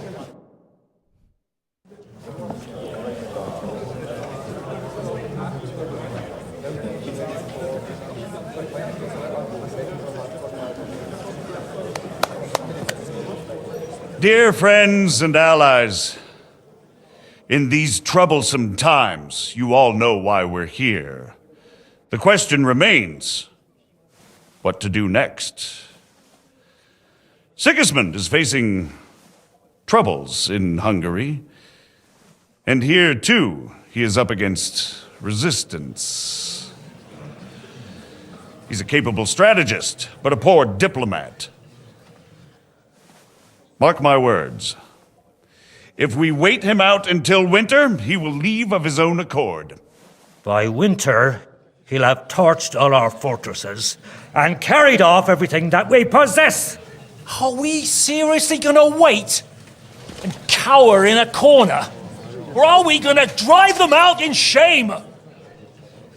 A few well-planned raids and we could have him in our fists! At what price? Have you got men to spare? Has any of you got men and money to spare? We don't have men out there. Yes, we do. We do not. Jobst is right. That whoreson won't fall easily. Only we can't wait. Are we to get ourselves killed? Or end with nothing?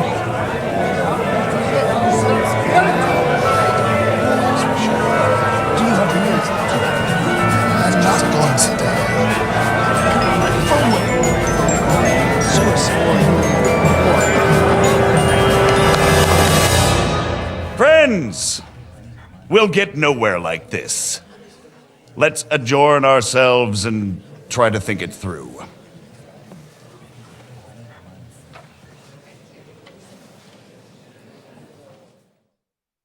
Well, that went just as expected. Good health. And to yours. Could it have gone any other way when there's so many of us here? I would have expected a bit more sense from Jobst, of all people. He made an amateur's mistake. But it's hard to be angry with him when he's trying to ingratiate himself with everyone. By the way, I'm John of Liechtenstein. And you must be Godwin, the son of... That's not a thing I've ever boasted of.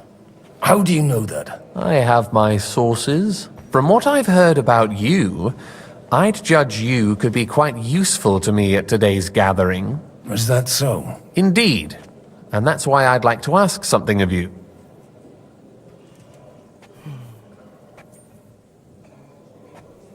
It depends what it's all about. A little delicate diplomacy. I expect we can agree that Jobst's plan has certain shortcomings? That's a weak word. And the way it stands at the moment, he'll never get the support of the council. But I have an idea how to change that. Well, I'm curious how you hope to shut Zizka up and satisfy the ones who want peace. We'll sit and wait quietly until Sigismund withdraws of his own volition, as Jobst proposes, but we'll be waiting in the military camp of our huge new army.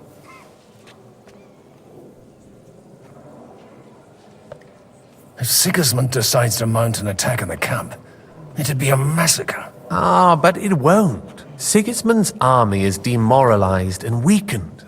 And besides, he's running out of resources. He's able to tackle fortresses that aren't able to defend themselves, but he won't engage in equal force on the battlefield. But he can't retreat either. That would be a disgrace. And that's exactly why we'll wait until he's called back to Hungary by events there. For the plan to work, we need allies, their money and their determination. We've already set the ground for it. We just need negotiators who will push the right people in the right direction. Are you saying you set everything in motion even before Jobst? More like in parallel, but without his knowledge. If we find support and make it look like the whole thing was his idea, we'll all win. You've got an interesting way of approaching things. You're certainly not the first to tell me that. I take it as a compliment. Why are you doing all this anyway? Because I want to put a stop to the senseless deaths. And also because I'm happier with Wenceslas on the Bohemian throne. I'll help you. What exactly should I do? I'll give you 3 names. Botchek of Kunstadt, Hamann Alder, and Anna of Waldstein. If you can get those 3 on our side, we've won the day. Meanwhile, I'll take care of Jobst.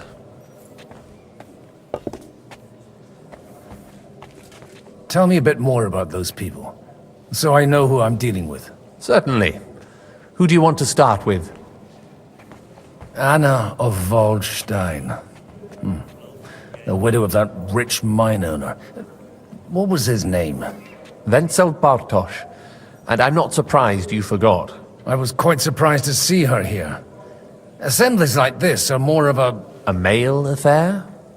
So far, Godwin, so far. Anna is holding back and behaving like an exemplary young widow. But don't trust appearances. She's got claws, she knows how to do her sums, and she certainly has no love lost for Sigismund. And what use can she be to us? Apart from her late husband's money, of course. She's as sharp as they come when it comes to trade. And she knows a thing or two about diplomacy. There are wicked tongues that claim Bartosz acquired most of his wealth thanks to her, and that it was thanks to her that he died, too. Botchek of Kunstadt. I know the name, but I can't quite place him. That's just the thing. He's got massive estates, great influence, but he holds back. He doesn't play the big game, because he doesn't like to take risks. He always goes for the sure thing. But once he's made his mind up, not even a pair of oxen will hold him back. Alder the Alderman. Wasn't he a Kuttenberg councillor? He still is. The only one who retained his position after the city was taken. Only he's here, instead of cozying up with Sigismund in Kuttenberg. So his days in the council are numbered. But he'll continue to have a strong influence on the guilds and the rich burghers. And that's why we need him.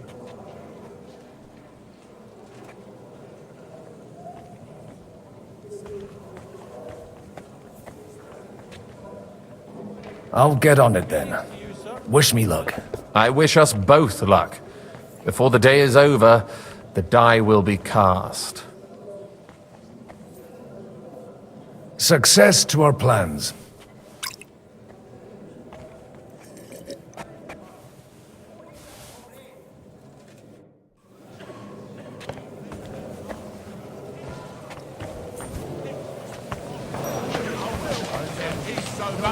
the likes of these. I swear. Not even Bocek? Not even Bocek.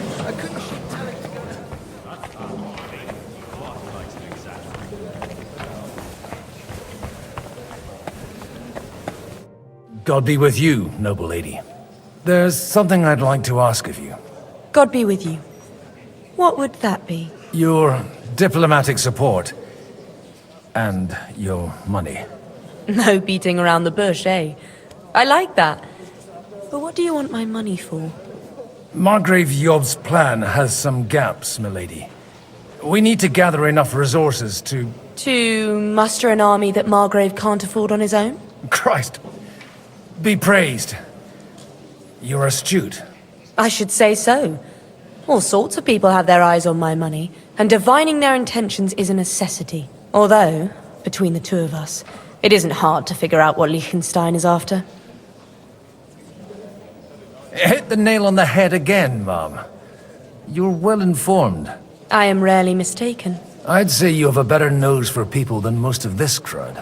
Not only for people, but also for good food and wine.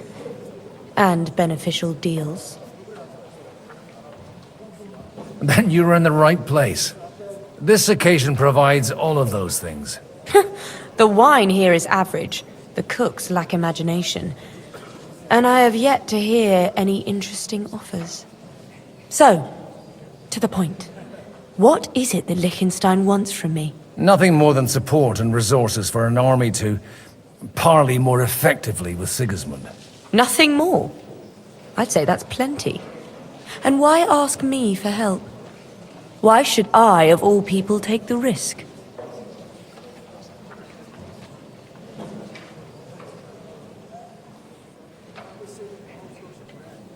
It's not only your money we're interested in. You're well able to negotiate and trade. And if you were to take part in our plan... Then I'd be helpful to you on two fronts. If you want me to support you, you must give me a good reason. Perhaps a favor in return. Do you have something in particular in mind? Well, one of the guests here has something that shouldn't get into the wrong hands. Who's that? Haman Alder. Now, if you were to switch these papers for the ones he brought with him, I would support your proposal.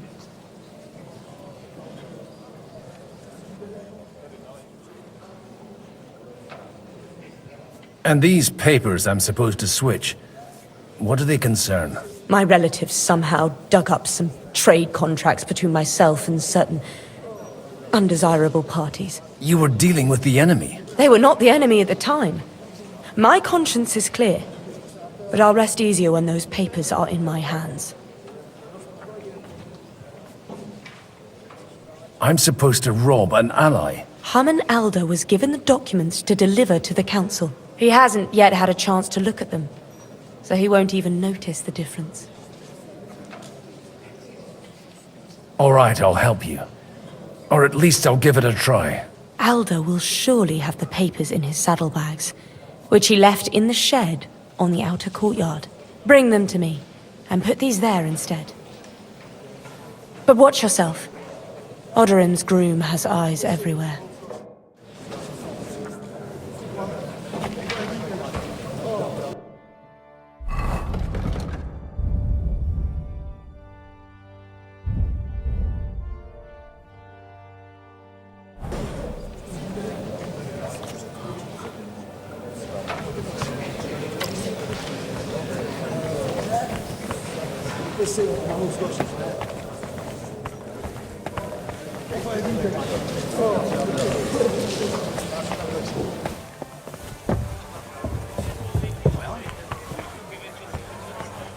And that's exactly why my we legs aren't mustn't nearly push as too swollen. hard. Sir Bocek, I need to speak with you for a moment. A man hardly puts his cup to his lips and someone comes along to put a flea in his ear. Jobst comes up with a plan as full of holes as a beggar's shoes, and now you're all jostling to win me over for him. On the contrary, I've come here with an idea how to improve it. Does that improvement include a few thousand men-at-arms? If not, you can go to the devil with it. A few thousand men-at-arms as a convincing argument. And 100 horsemen on top. Only in order to get them, we need coin. You've got my attention, but not my money yet.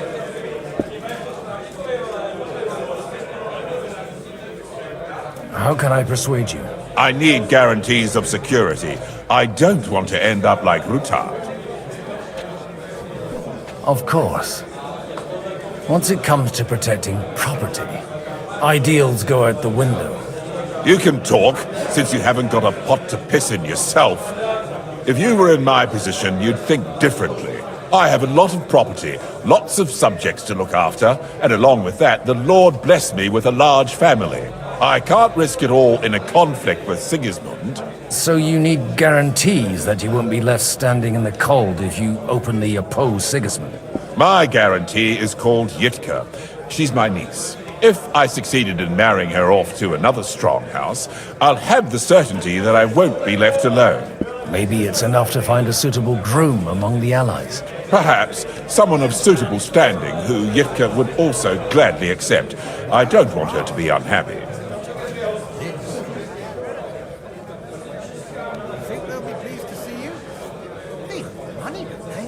How about young Lord Capon? He's a youngster still.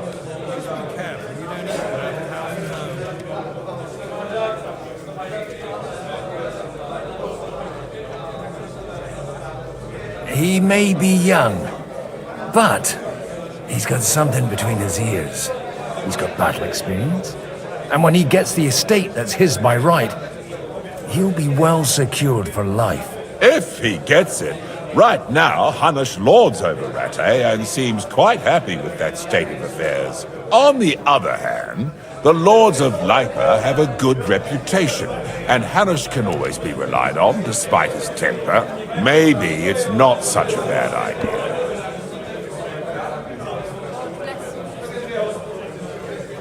I'll convey your offer to Lord Capon.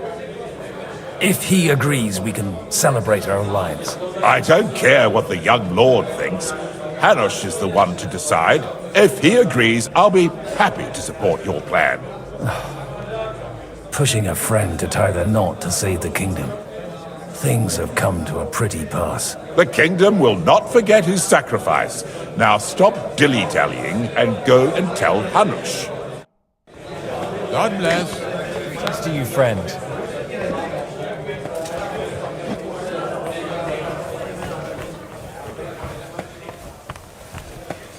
Take a look at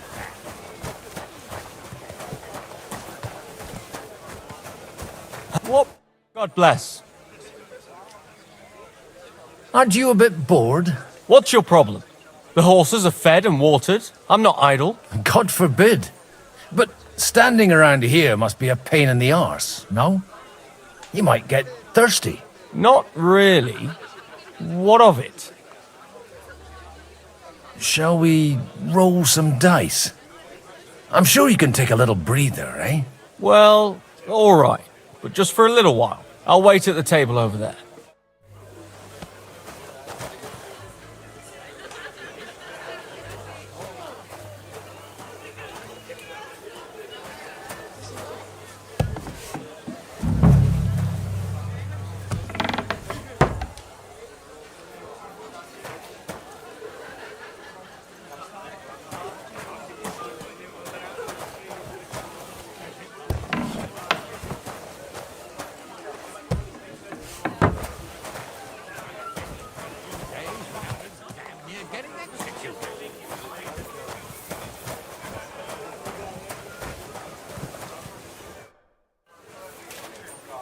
Maybe you're not playing for the first time, but you can't beat me.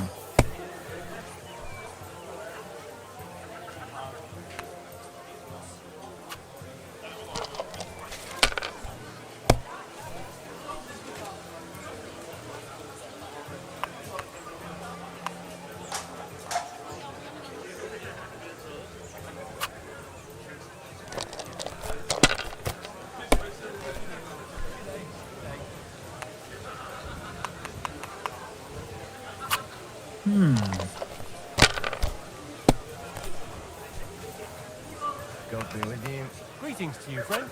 Finished. Your turn.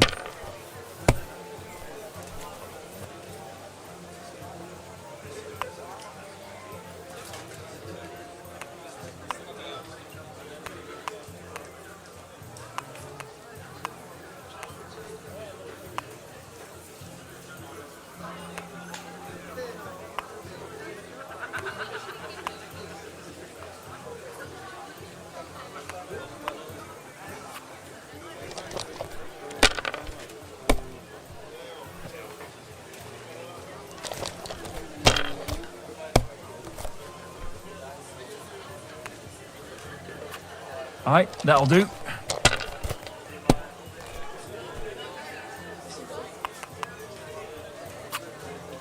It's yours.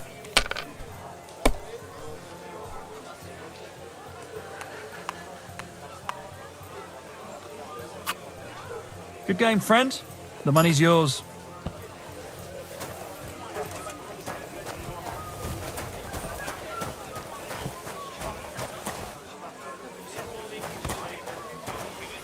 Sir Hanush, I bring happy tidings. You do?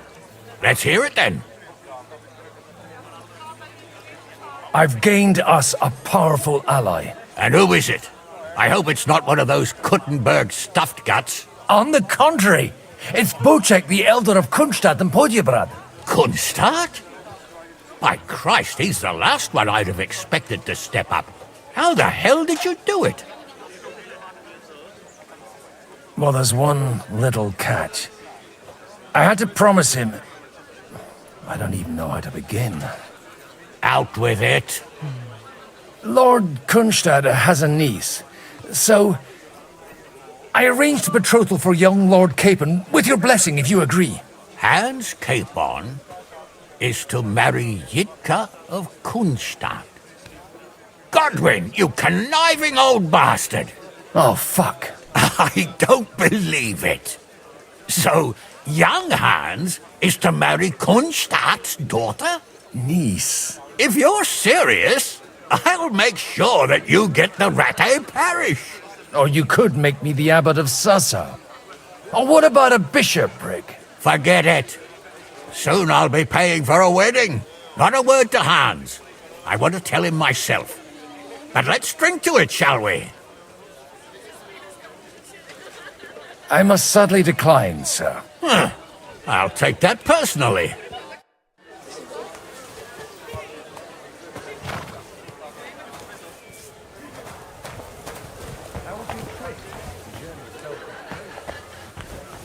And that's exactly why we mustn't push too... Sir Bocek, your niece Yitka can start preparing for her wedding. So Hanush agreed, without reservations. Indeed. Then I will fulfill my end of the bargain without reservation. Thank you, Lord of Kunstad. Enough formality. We'll have a drink. What do you say? Cheers to the beautiful Lady Yitka and the unhappy Lord Capon. Here's to a good bargain.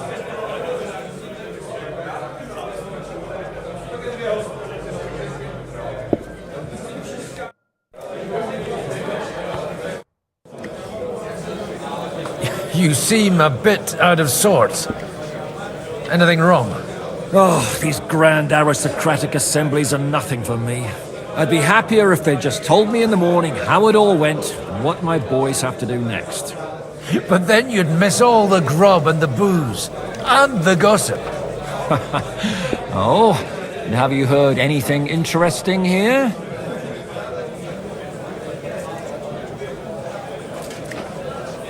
It seems Liechtenstein's looking for allies. For his own ends. And how's he gonna do it? Didn't you see them all fighting tooth and nail here just a while ago? Well, different approaches work with different people. The only approach that'll work with Sigismund is open resistance. Maybe on the field of battle? Let's hope young Lord Capon manages to stay free for a while longer.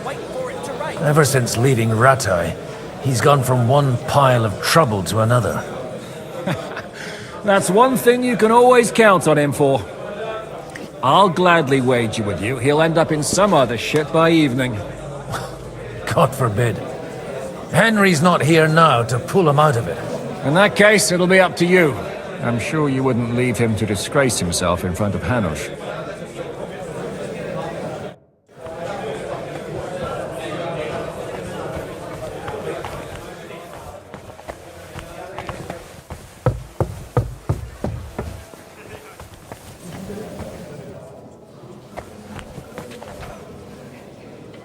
I've got those papers from Alder for you.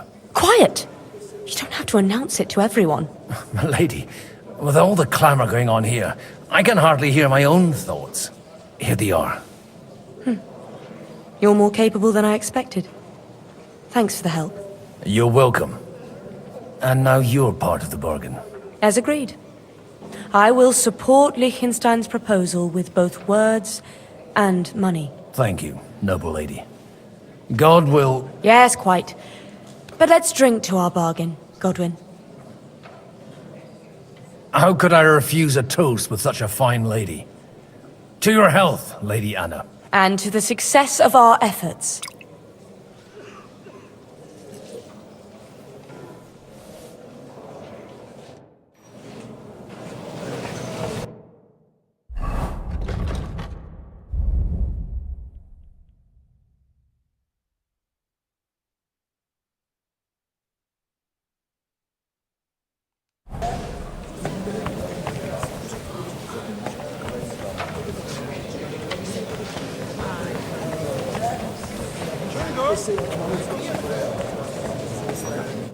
I'd like to check your horses out and see if they're as good as you say.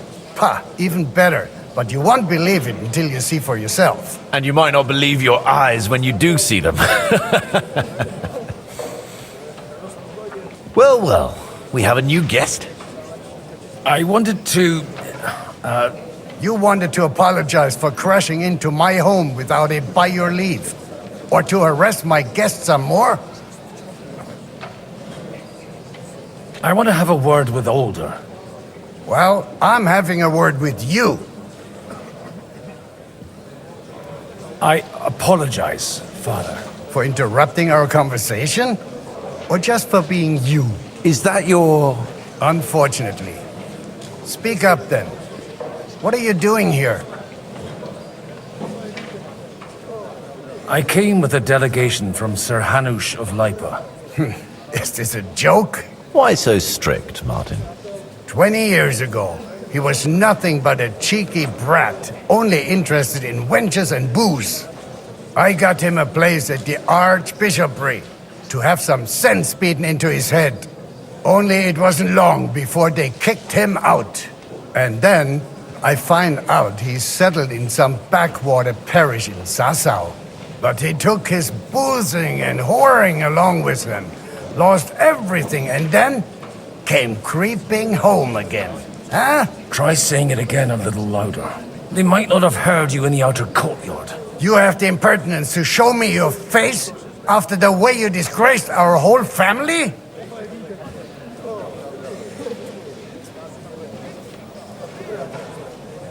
I wouldn't set foot here if I had a choice. Better to be a priest in some backwater than have a father like you. How dare you?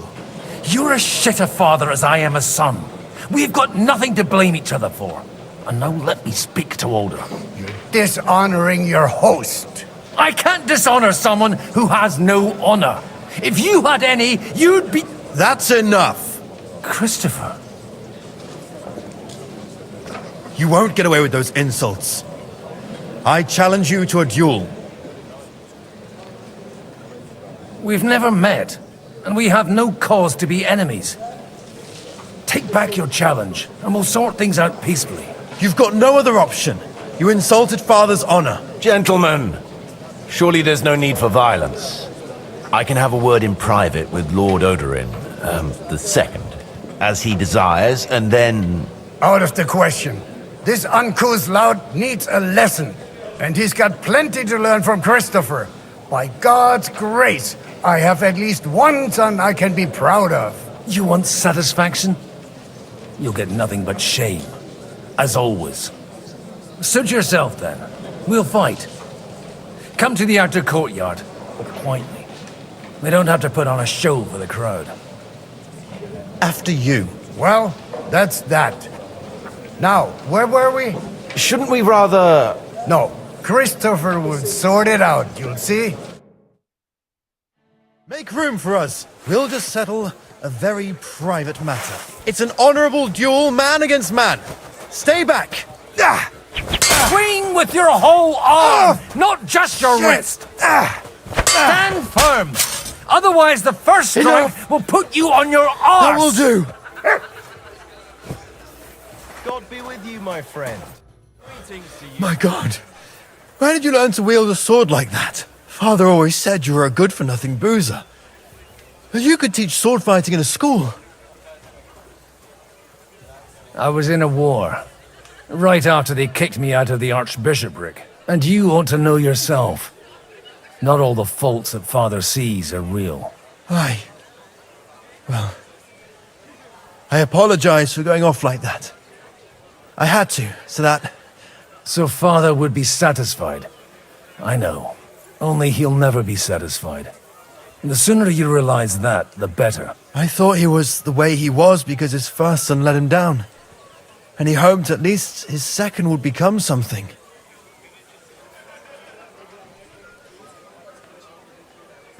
Not at all. I remember him the same since I was a nipper. When I was 6 years old, I fell off a horse and broke my leg. He wouldn't talk to me for a week because I'd let him down. The first time he took me hunting, he let me starve for 3 days until I was able to shoot my first hare. Only 3 days? He got soft. I always wondered who you were. There was never much talk about you at home. Look, I really did fuck up everything I could. I brawled and boozed until they threw me out of my own parish. But now, I have a chance to put things to rights a little. And that's why you want to talk to Alder.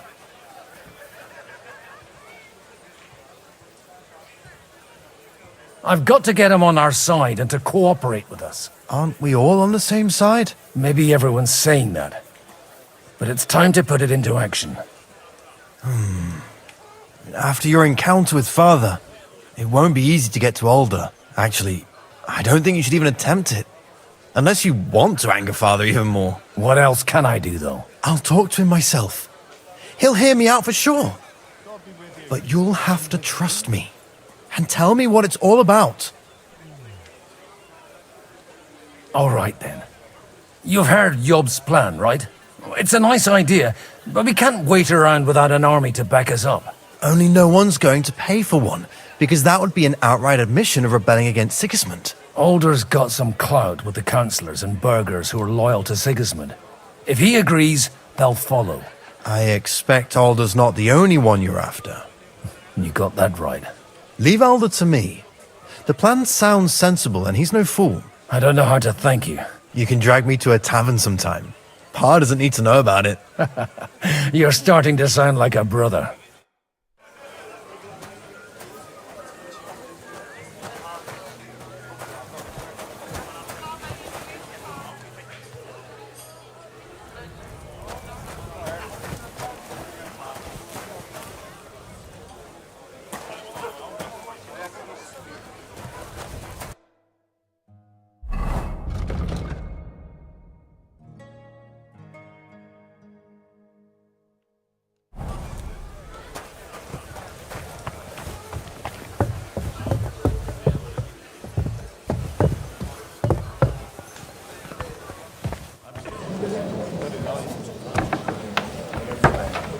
But maybe you were right.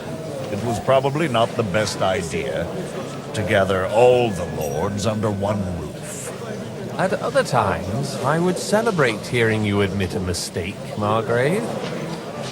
But if I were you, I wouldn't lose faith just yet. Sometimes all you need to do is send the right man to whisper the right words into the right ears. You mean you managed to convince someone?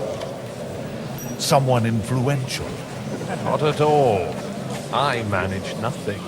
But I have found someone who could pull a thorn out of our side and get some influential people to join our cause. And who is this secret envoy of yours. I'm still hoping it works out and we walk out of here with a clear plan. But maybe you were right. Probably not the best idea to gather all the lords under one. Gentlemen, I think we can raise our goblets to the successful conclusion of the negotiations. Is this supposed to be your secret weapon? Like I said, miracles happen where you least expect them. Tell me, Godwin of the House of Odorin, what news do you bring us? I bring nothing from the House of Odorin. But the widow of Waldstein and Sir Bocek of Kunstadt will support our cause. Both of them. Good heavens, what did you promise them? This is going to be a long story, and I could use a drink. So if you'll excuse me, my lords?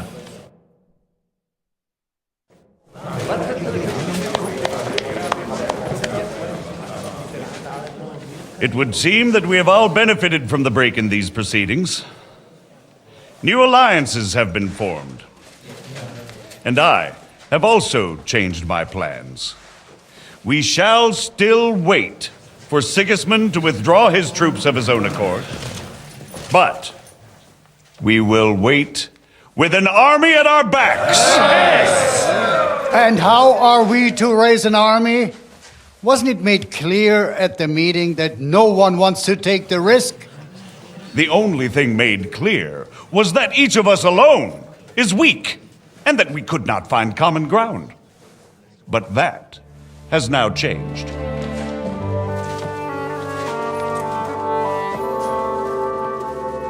King Wenceslas is, by the will of God, the balbatim of all his subjects. Not only the Christians, our community, and not only ours, will give you coin.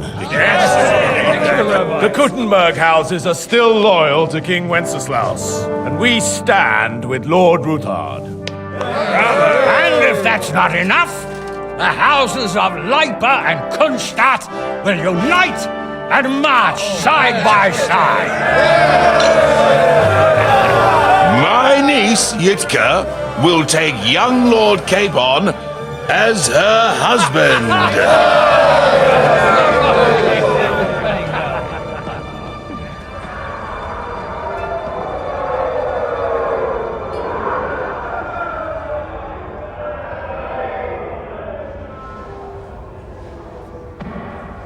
Lords Kunstadt, Hanush, Radzig, and I will set out immediately. God willing, we will be back within 3 weeks, along with an army.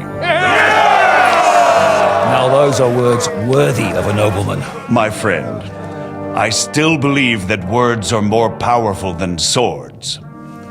And our words will ring in 1,000 voices to the glory of King Wenceslas.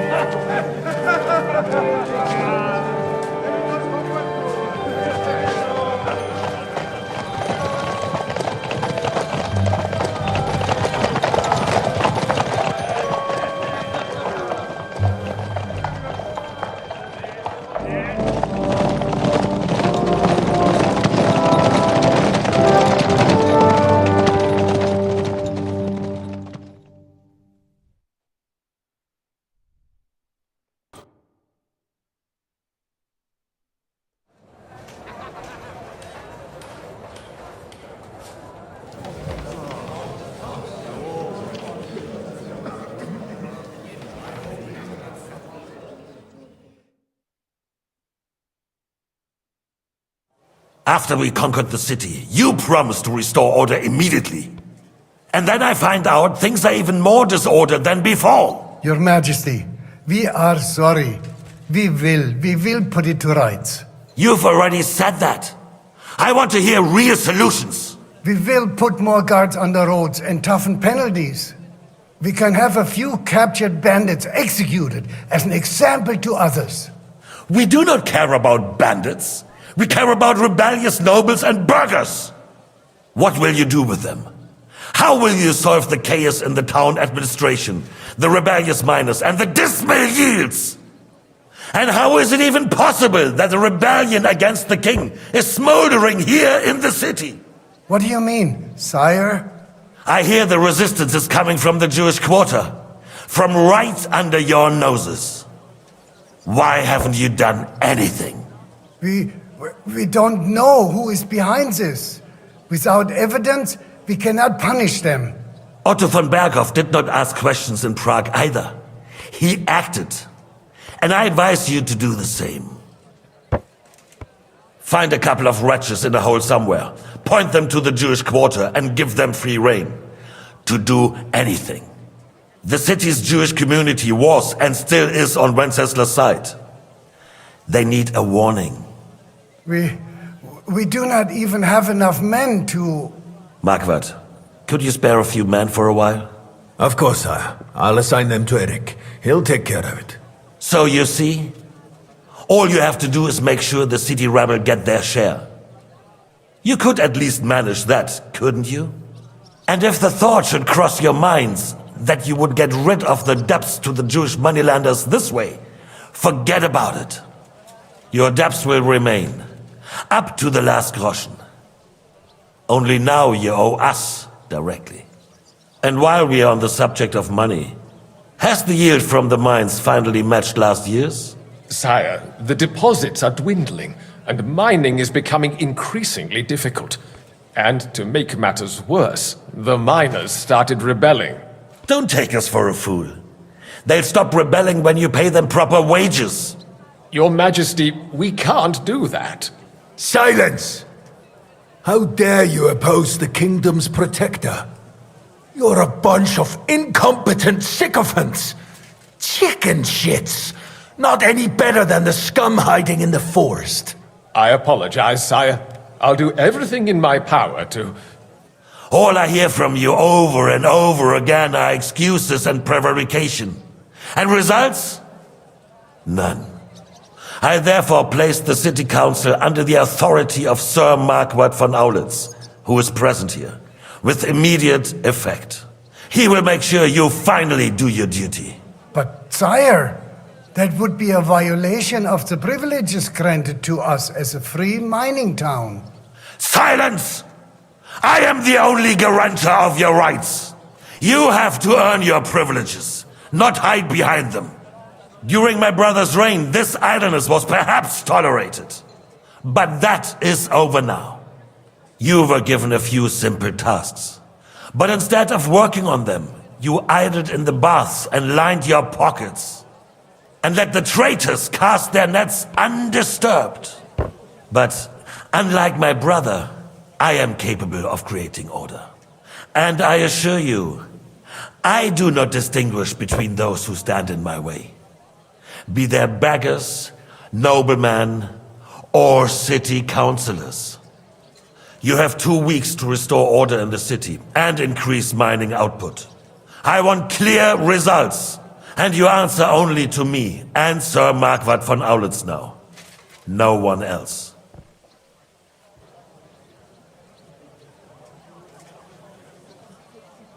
The council is dismissed.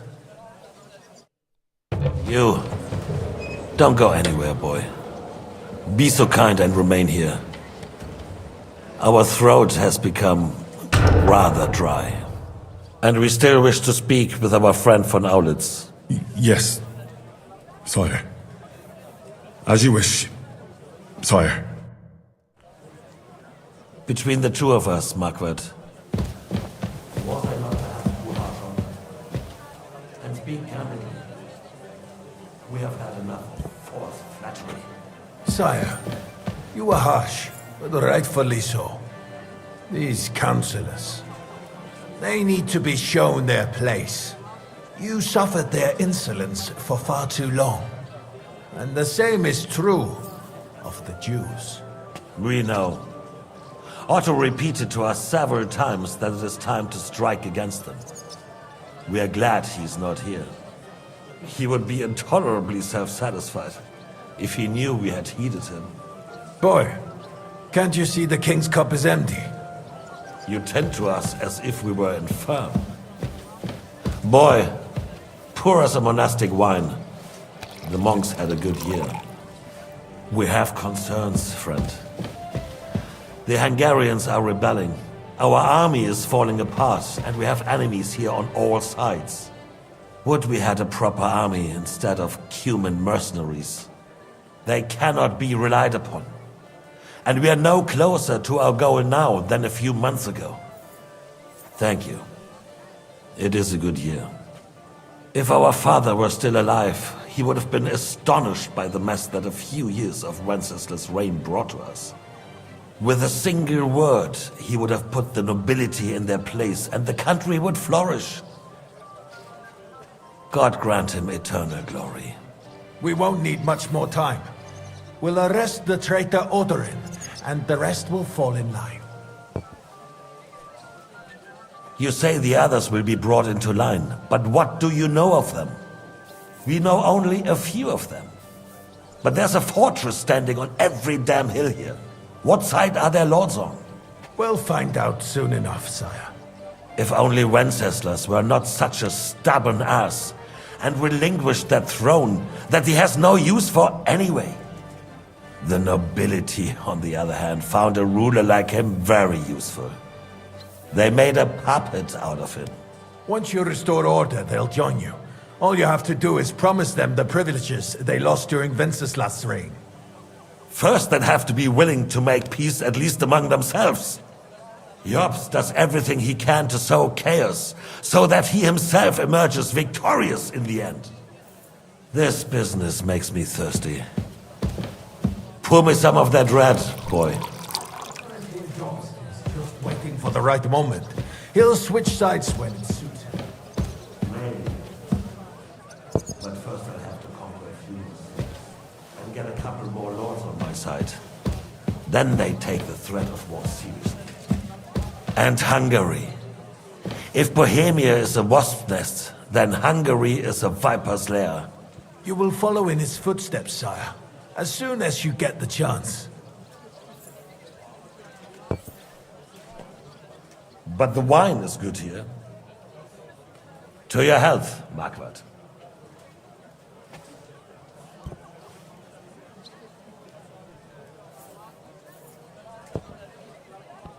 And to your health too, boy.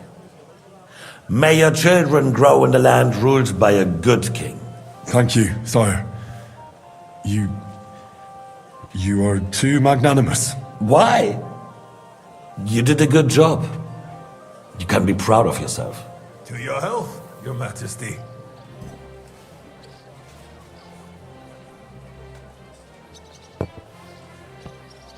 First, we need to crack down on the biggest troublemakers. We're working on it. While the consul was meeting, Otto von Berghoff and his men set out for Rabosch. Odorin won't give you any more trouble. He and Ruthard are in it together. Once we get Odorin, we can handle Ruthard easily. Rabosch will be yours. After all, Otto has already got Malishov. I appreciate your confidence, sire. But the devil knows there are a lot more strongholds to conquer here. For the king, red wine, boy. No, we shall have white. We have had enough of red. Quickly. Others will follow. I think von Berghoff's little contraption will find its use again. If need be, we could use it to raise this town hall too. And I have some suggestions for other candidates. Not so fast, my friend. It's a wondrous tool, but we can't rely on it forever. To bring it here to the square and point it at the city hall? Those sycophants would only benefit from a warning like that.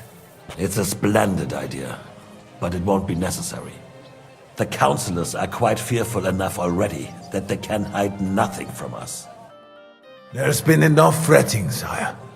You shall see. Soon we will drink to the conquest of another fortress. You are right. So then, to victory. And you, boy, will you drink with us? So that you shall have something to tell your children and grandchildren. To victory, sire. To today's, and those of the future.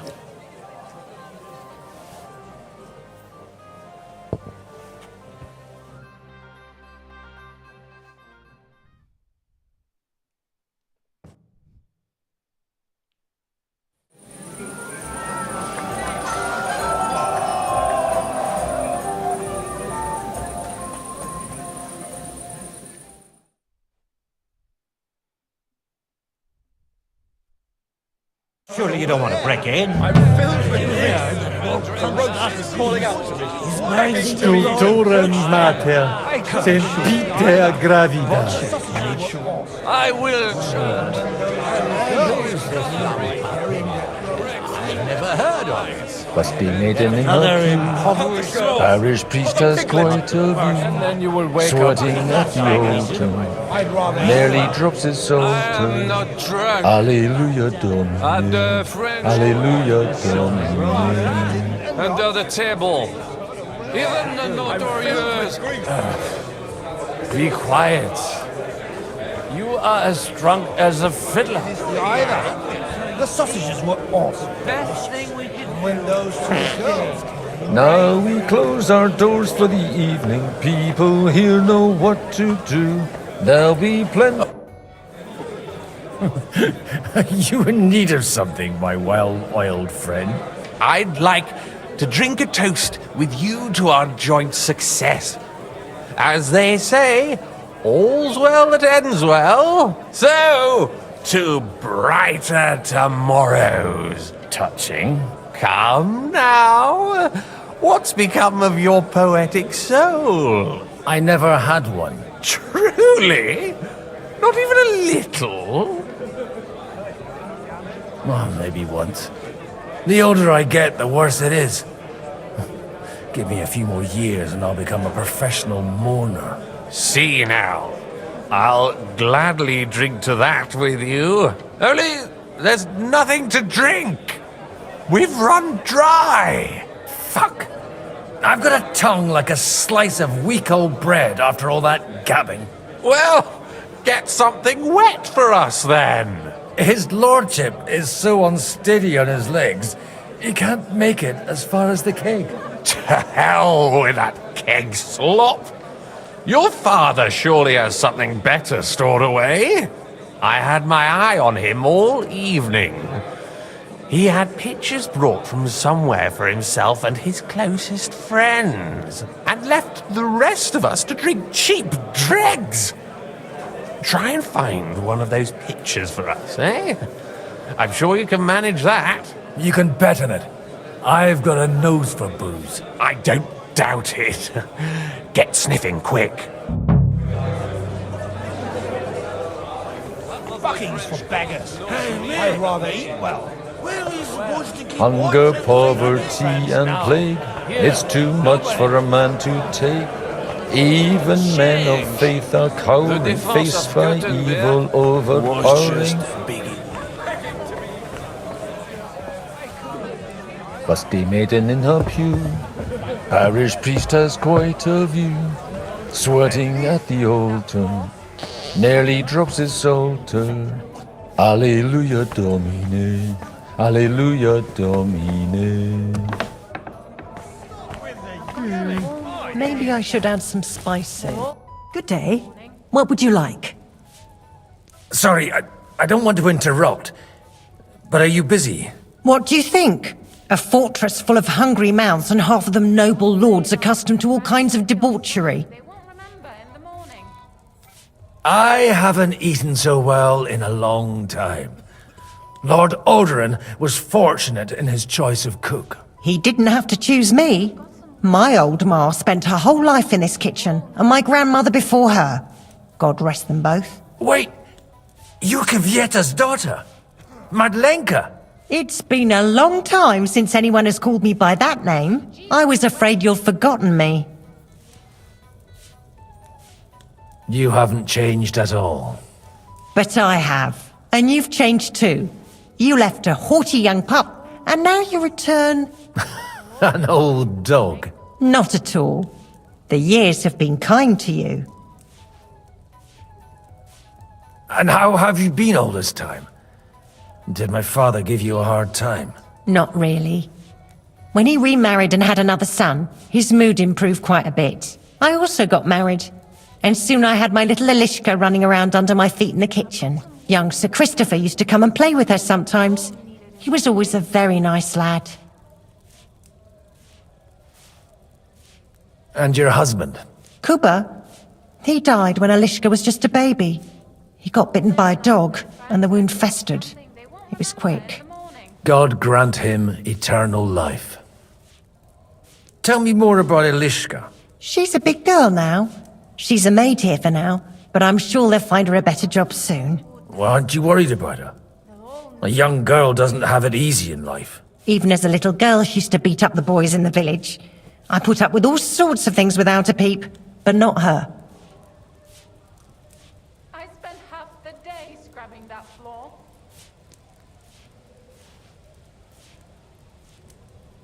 Where might I find the really good wine here? Why?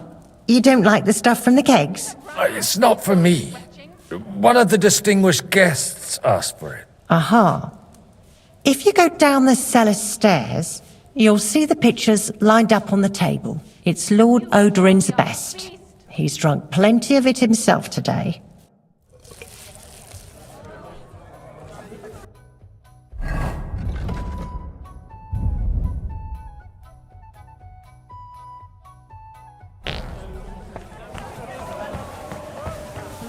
I've got some warm wood downstairs.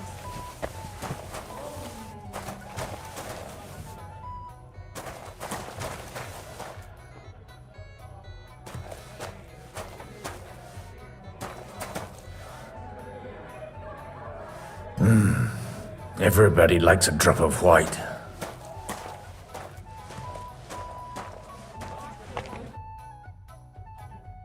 Now there's a piece of horseflesh for you, Rudard. Not like that nag of yours. What the hell do you beat it with?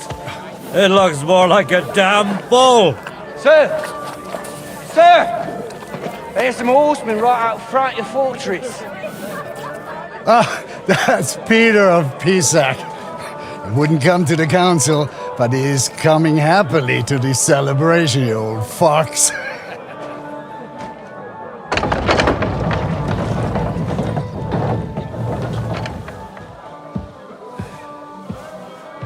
Come on in, sir. There's wine aplenty.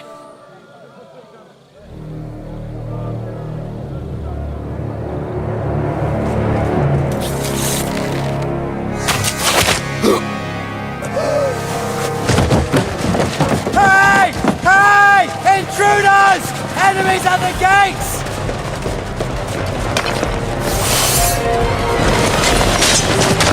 Seize the nobles! Kill the rest!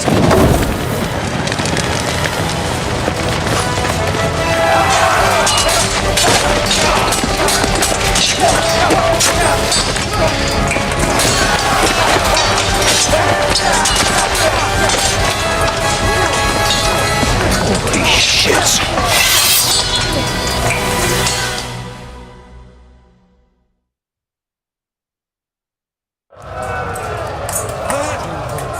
Jesus! The surrounding Christopher! He can't make it on his own.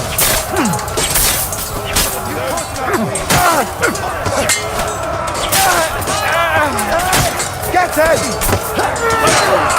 Come on, You won't get me!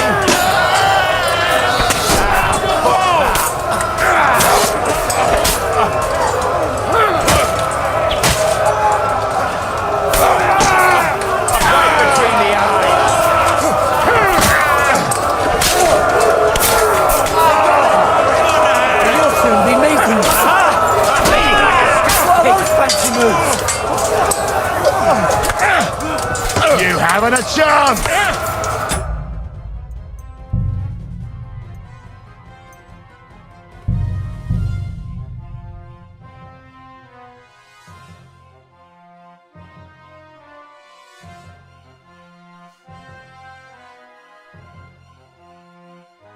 Jesus!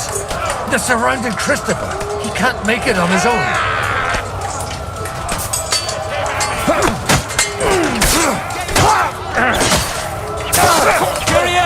brakes on!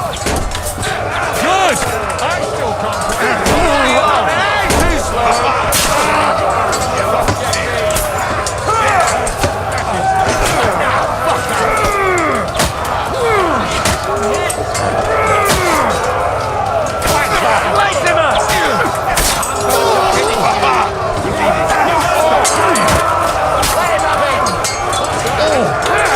You're not up to it.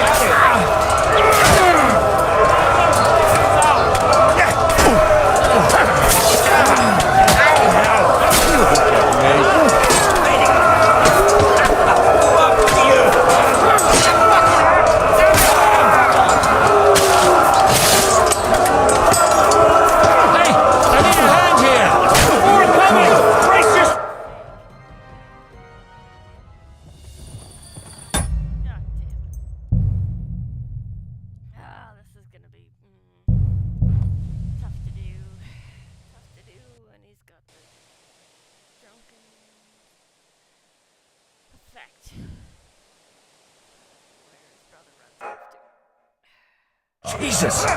They're surrounding Christopher! He can't make it on his own! Take that fucker out!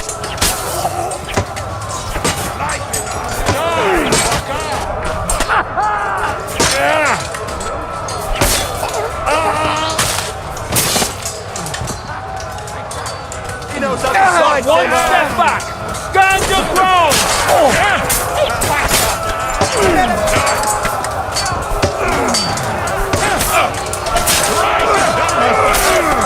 Take that fucker out, damn it! You won't get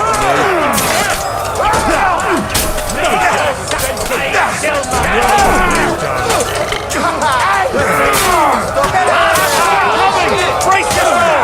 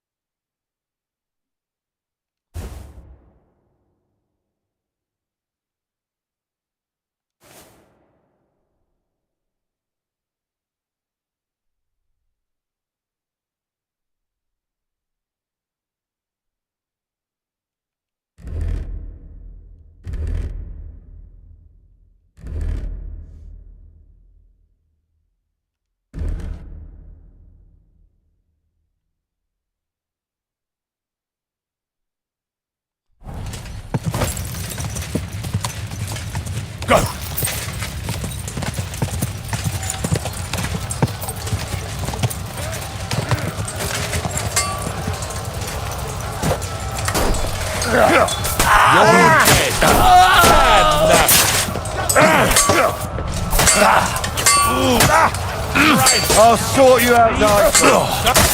He's had it.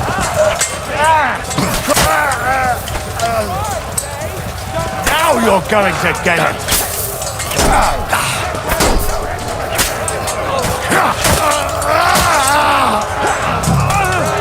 One of those things.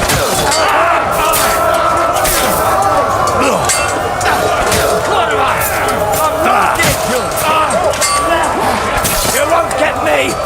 Show what you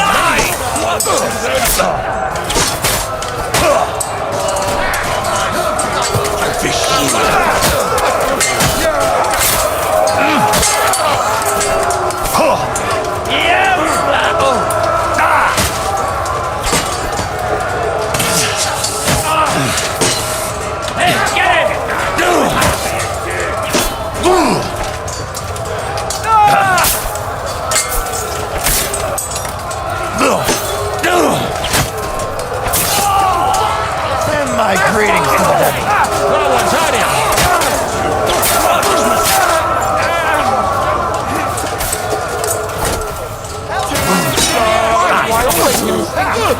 Nicely done! What's it to be? Are you gonna fight?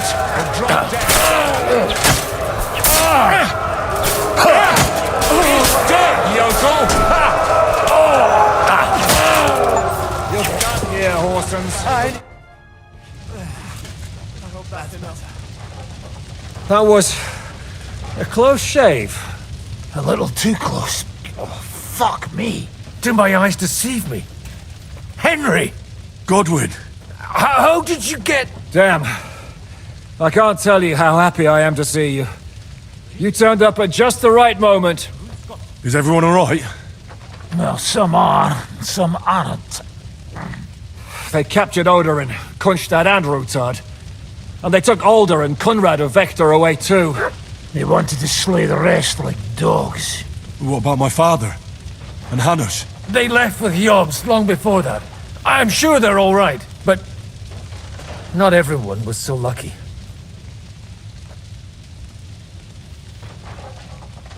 I tried to come as soon as possible and warn you, but von Bergov's people beat me here. You knew he was coming.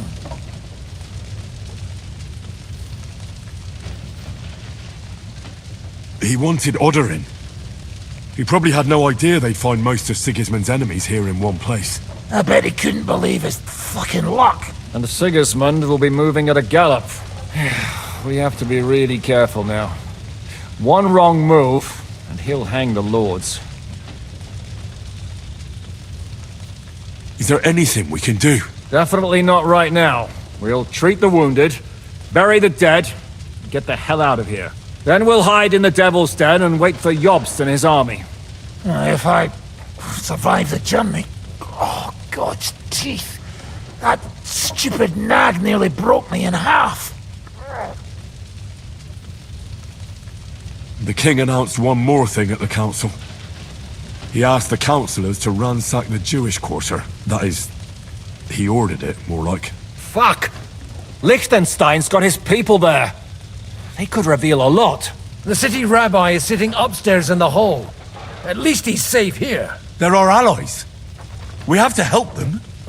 What do you mean by we? Everyone here is lucky to be still breathing. I can just see them all jumping to their feet and rush to save their poor Jews. Maybe Samuel will figure something out. He wanted to talk to you anyway. He's here too?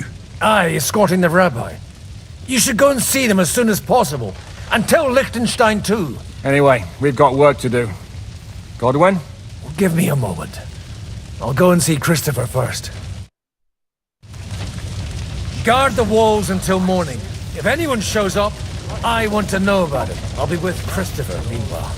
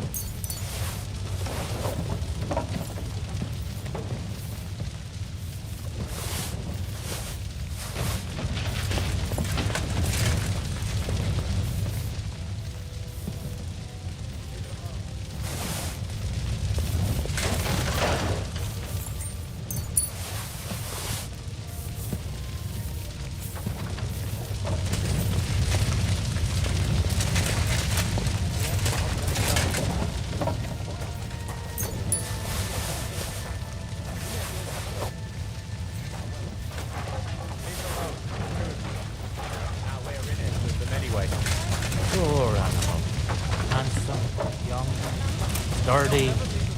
Well, at least it was over quick.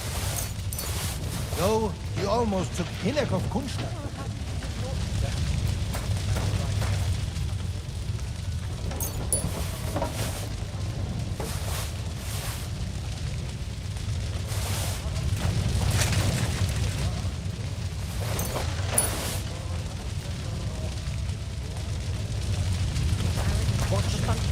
He's as greedy as a pig. And Hinek is... it alone, the two of you. Now we're in it with them anyway. Poor animal. Handsome, young, sturdy.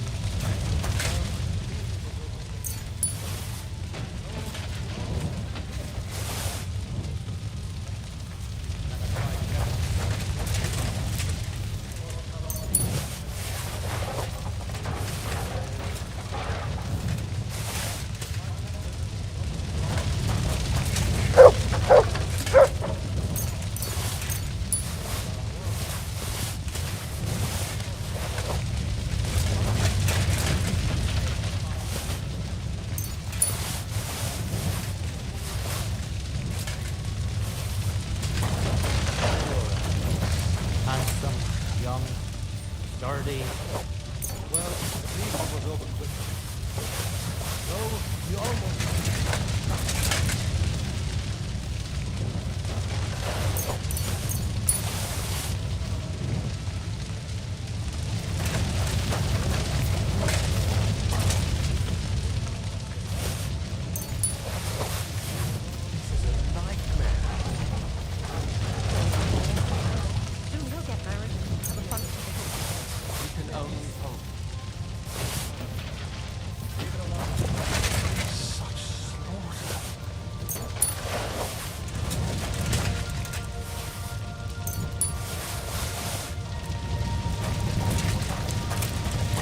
Down 3 lights. On your horse. I don't know. I saw him bolting out the gate. Someone set his mane and tail on fire. Take care of him, so he survived. Maybe he'll come back. Or maybe the crows are feasting on him already. Poor animal. What if the old lord doesn't come back? Then we'll have a young.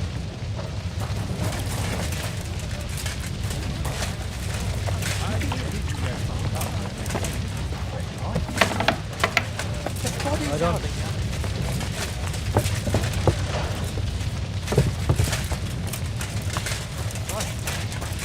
What have they done that the Lord is not like that? Good to see you both. Alive. Oh, come on. You know, I've walked out of much worse scrapes laughing. They could well have killed us all. If it hadn't been for you, Henry, von Berkhoff could have caused a lot more harm. Von Owlet surprised even Sigismund with that. You should have seen the look on the king's face when he told him. Well, thank God we all survived. Well, not all of us. They killed Lady Anna of Volstein and many other nobles. It was slaughter. And they captured our closest and most influential allies. Without them, we can hardly get the burghers on our side. We're stuck. We'll figure out a way to help them. But how? Our plans are ruined. Get a grip. Whining doesn't help anyone. You're right. When I drink too much wine, I get overwhelmed with self-pity. Nevertheless, I have to admit it can't get much worse. Actually, it might. And very soon. At Sigismund's council, an order was given to ransack the Jewish quarter. God's wounds! We need to get back to the city and warn them. I'm going with you. Out of the question. Do you want to end up imprisoned again? You'll be more useful if you stay here and help Shishka. Henry, tell Samuel and the rabbi to get ready to travel. I'll try to get someone else to join.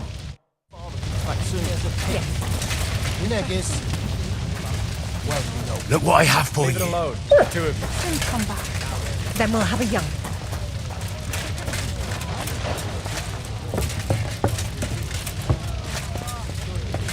He was covered in blood, but most of it probably did. But I still insist that it was necessary. Sam, I need to have a word with you. Uh-huh. That makes 2 of us. Just tell him. You may not get another chance. I talked to Godwin. He said you know each other? What did you talk about? Me? We talked about your stepfather, Martin. Why?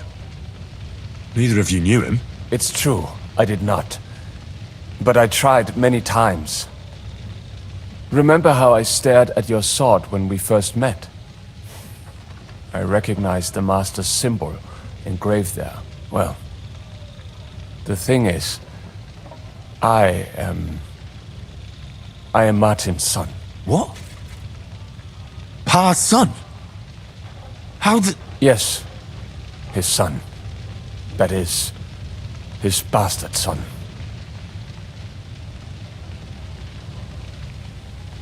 Why are you even telling me this? I thought you would want to know. Martin was raising you instead of being with Mother. And me.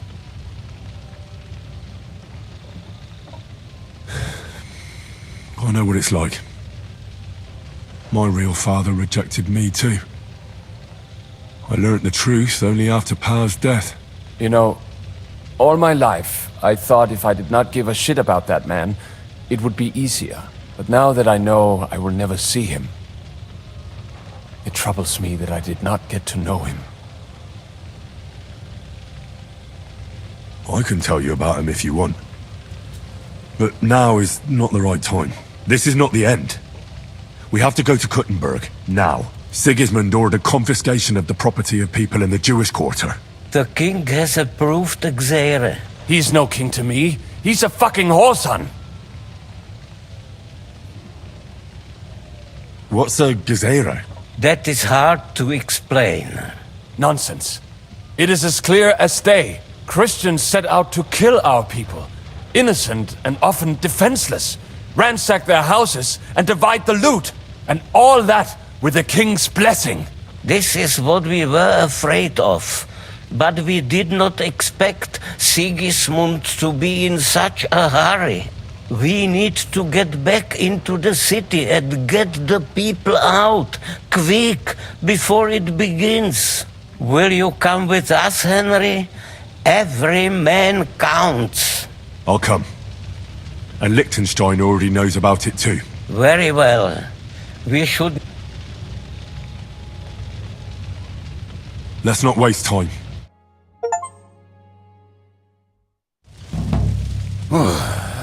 Thank God you're all right. On the way here, I saw Sigismund horsemen and feared the worst. Kubienka? What brings you here? Well, I heard you were having some kind of a feast here, so I came to grab a bit of meat. And I see, instead of that, you have a massacre here.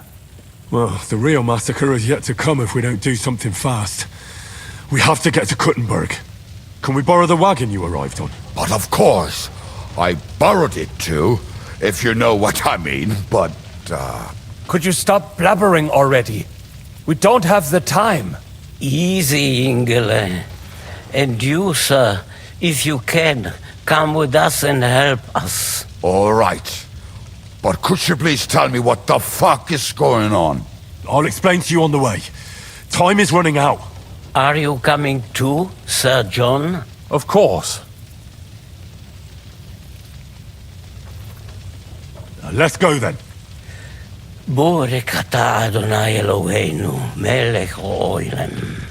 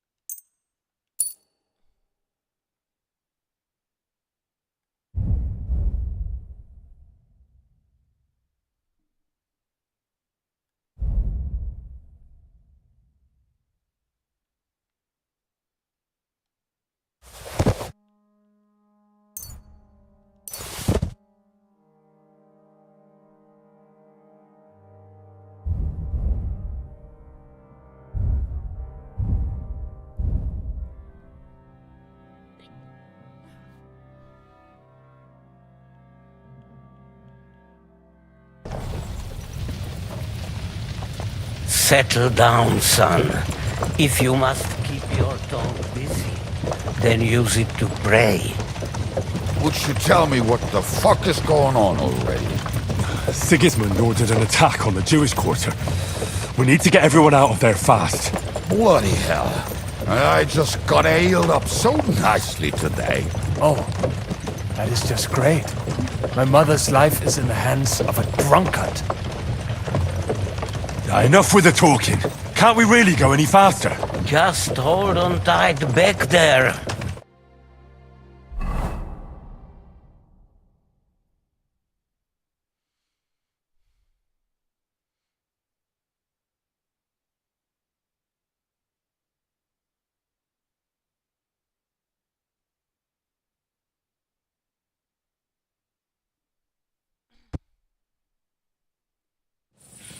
What's the matter?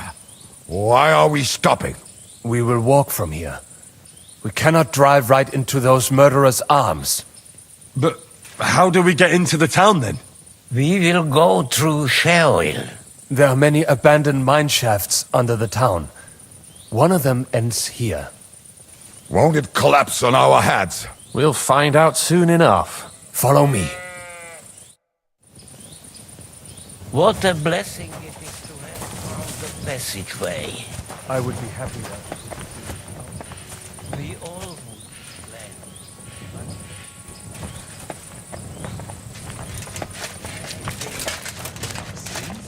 You killed our saviors. What did you just say? Oh, nothing. I'm just blabbering. I dare you to say that again.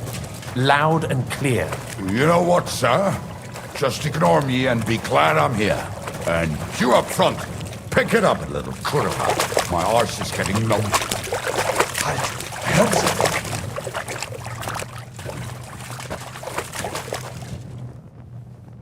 So, do you hear anyone? If they manage to get all the way here, it is all over. No, I think I must have just imagined it. Let's keep moving.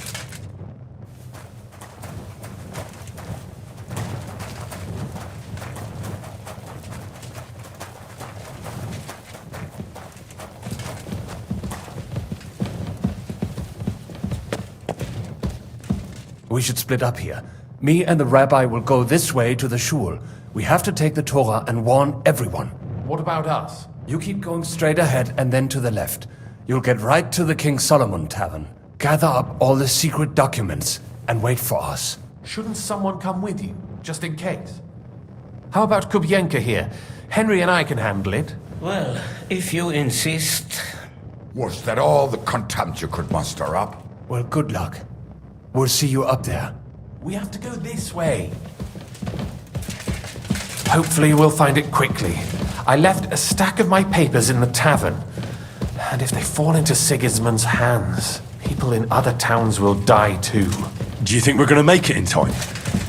To find the papers? Save the people? I pray we can, Henry. There's nothing more I can do. Hopefully everything will be all right at the tavern. My stash is locked away, and Samuel's friends are guarding the place. But who knows what the situation is like in the streets now? It's strange all the same, isn't it? Hundreds of people must have dug this tunnel. Years of hard labor in the darkness. The effort, the suffering. And today, God willing, we'll save a lot of folks suffering thanks to it.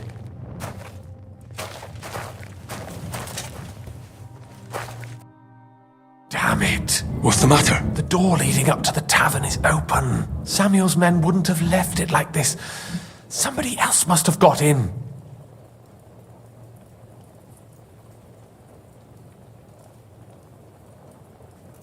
I think there's someone walking up there. Go and check it out.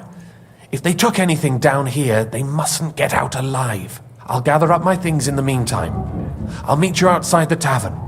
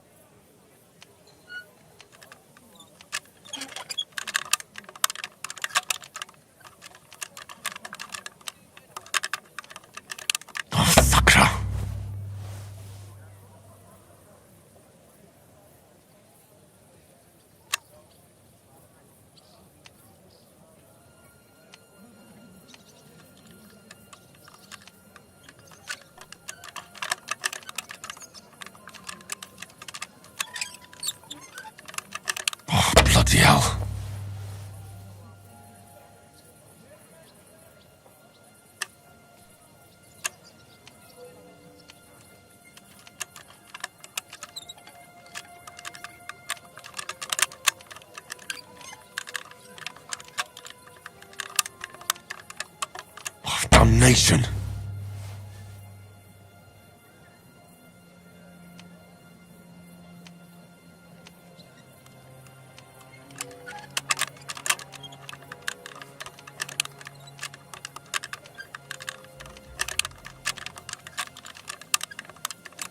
Shit.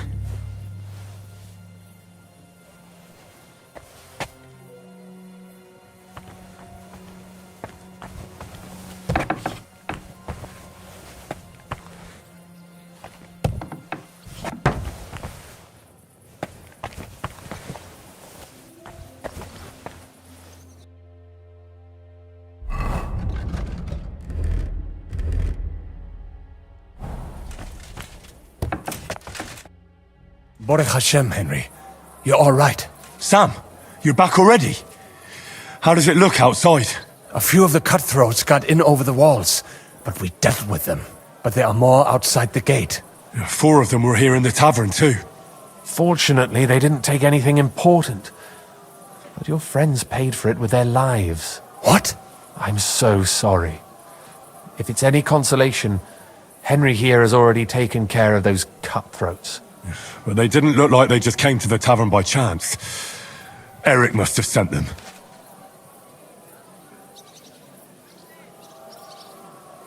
What about your mother? Is she all right? She is, thank God. I told her to get ready, and we would come for her right away. I'm really sorry about your friends. We got here too late. There was nothing you could do. Benavis Hamartes.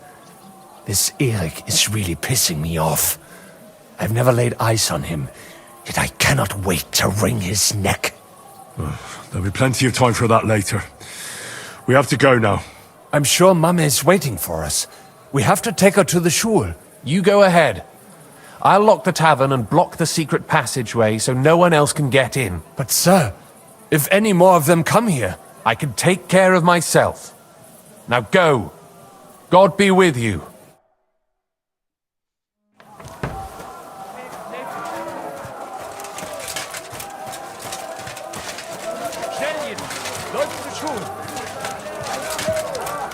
Adam, is that you? What happened? They climbed over the wall. One of them must have hit me. Get up. We have to get to the shul fast. Can you walk? I can't. Don't worry. I'll help you. Henry, go and get Mummy. She will be in that house on the left. Bring her here.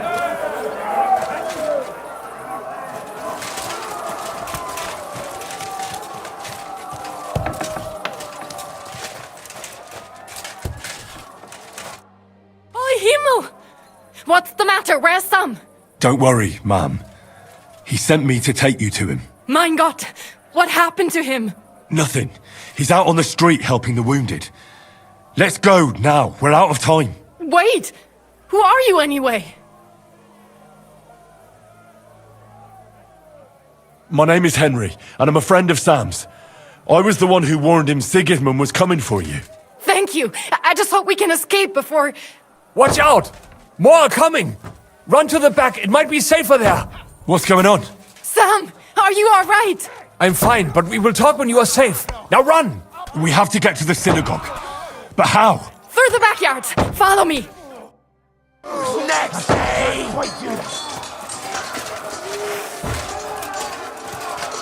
Watch out! They're shooting at us!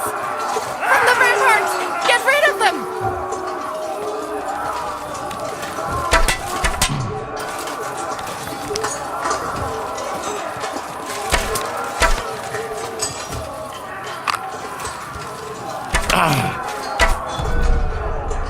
Baruch Hashem, they're gone.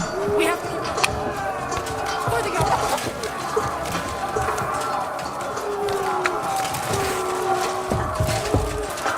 Leave us alone!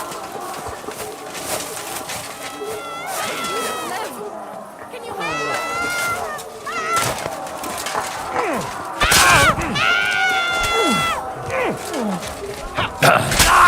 Keine Gnade!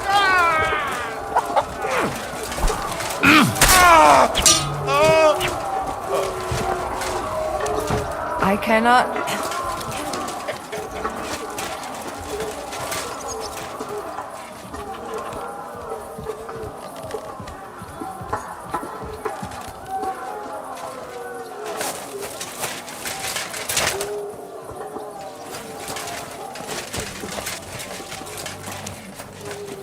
cannot get past the wagon. We have to go this way.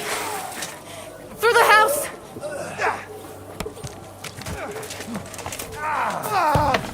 Fucking hell! Still not enough? Ignite! Mummy. I'm fine. But what about you, mein Kind? I'm still alive. We can talk later. Now, we have to go.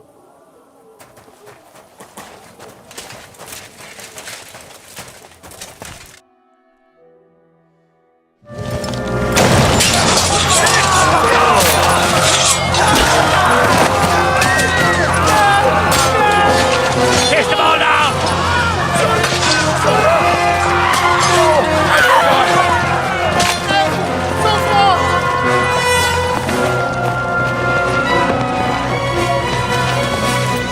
Come on! What the hell? What is it, fuckers? You'd rather slaughter women and the defenseless? Let's go! What's going on up there?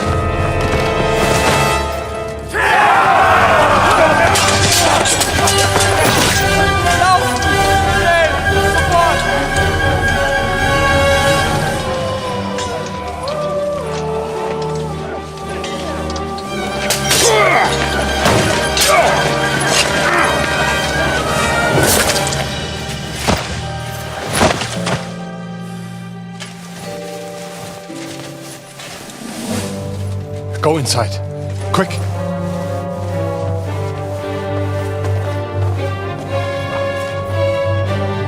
the fucking task. I've never been so glad to see you two. In need of a helping hand, are you? No, I just don't want to die here alone.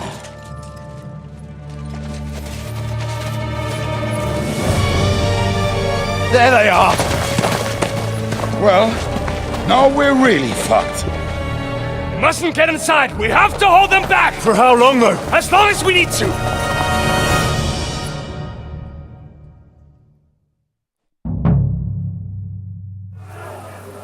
What the hell is this?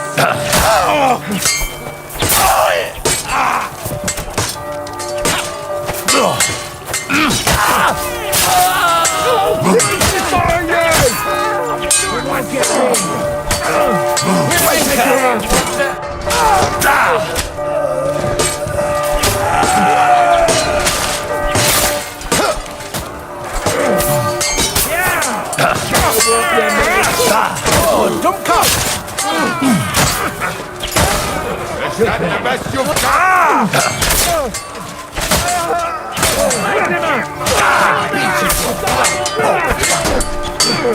Oh, dumb cop! Hurry it up! I want to get back to Come on! Everyone's inside! Henry, come on! Let's go.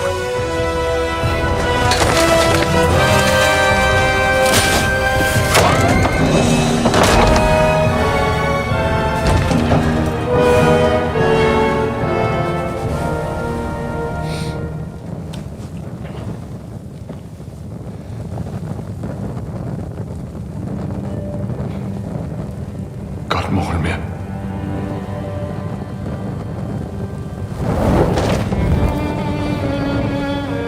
Let's go. It's this way.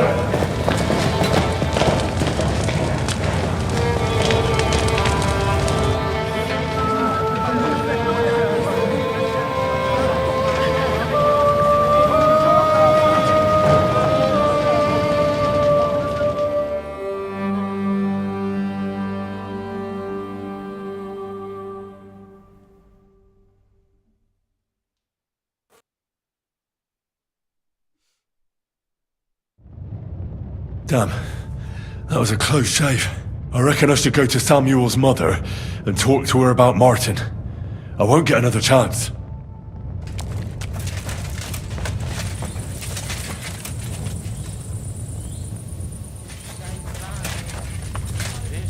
Surely we cannot just leave them here.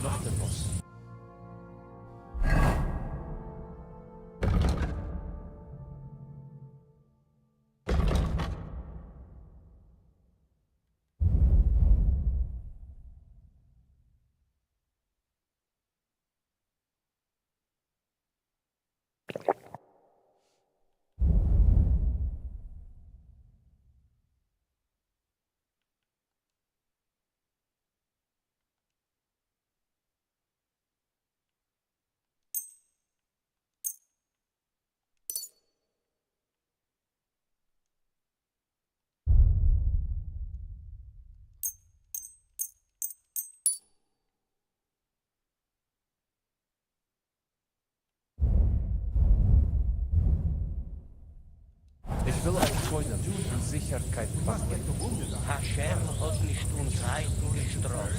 Warum sehen wir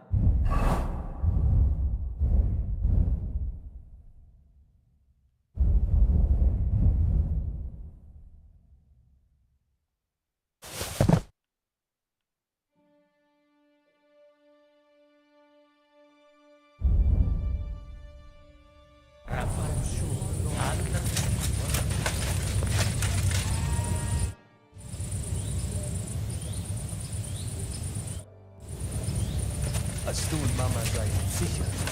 Gut, Junge. Tatsächlich. Don't worry. Even if that happens, it will be able to pull the wagon. Look at it. Are you alright? I'm fine, lad. I thank you for everything. I know this might not be the best time, but do you think we could talk about Martin? What? You know my Martin? I do. He's, well, he's my father. Bori Hashem! I mean, not actually by blood, but he raised me. Mein Sie's Kindele. Tell me, how is he? He died. It's only been a few months. Oh, Tehena Shutsura Bitzroir Hahayim. Sigismund burned down my village. Pa went to help Ma, and, well, they both died there. I am sorry to hear that, lad. But that is the Martin I knew. He always put others first. At least you survived. That would make Martin happy. I'm sorry I don't have better news to give you. Do not worry about it. I am just sad he died before he could meet Samuel. Is everything all right? Yes, do not worry. We were just talking about Martin.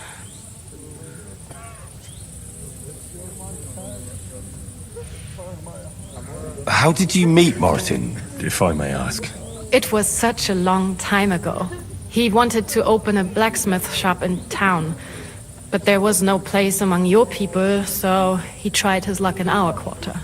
And that's where he met you? The rabbi gathered the good men so they could decide whether we wanted to have a goy blacksmith. And Martin wouldn't stop looking at me all night. Then it went schlock auf schlock. And what about you? Did you find another man? No, never. Not for a lack of suitors, though. But we saw them all off pretty quickly. Isn't that right, mein Sohn? All right. That's about it. Before you go, tell me, what was Martin like as a father? Well, he was strict with me, but not too much. Especially in the forge, he worked me hard. I dream about him quite often. About that last day and what he said to me while we were forging a sword together. He said a life of adventure can be over before it begins. And that blacksmithing might be a dull job, but I'll keep my head on my neck. He was absolutely right. Well, look at me now. You saved all our lives. Martin would be proud of you. He raised you well. I'm sorry to keep you this long, but, well, I never thought I'd have a brother, even if not related by blood. Well, I did not expect that either. And thank you, my almost brother. If it was not for you, I do not know how today would have ended. What are your plans now? I'll go back to the Devil's Den. To Zizka and the others. We need to figure out what to do next. I will see you there then. But first, I have to escort everyone to Colleen. I do not want anything to happen to them on the way. Everything should be all right now. Take care of yourself, dear brother. I will see you this time tomorrow at the Devil's Den. Have a safe journey. Sei gesund.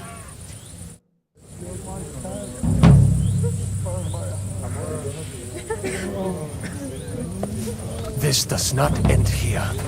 Those brutes of Sigismund's will pay for this.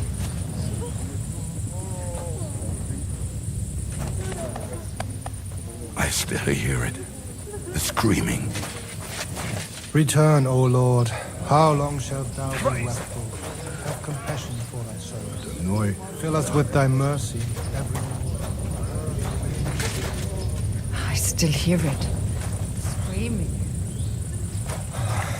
Sakra!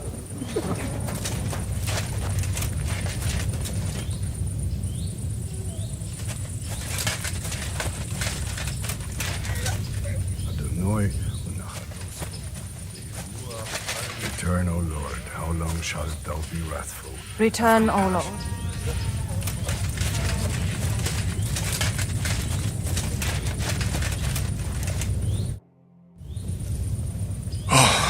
We survived. For a while there, I thought we were gonna die. Many have died, indeed. It is a hard trial to go through. So many lives lost, the shul in flames. I'm so sorry. There was nothing more we could do. You are right. It was too late. How happy I would be if we could get everyone out. But what is done is done. What will you do now? Now we must find help in some other community of believers. We will try our luck in Colin. Many of us have relatives there. Do you think you'll be pursued? Well, the mercenaries might follow us, but hopefully it will not come to that. Chas v'sholem.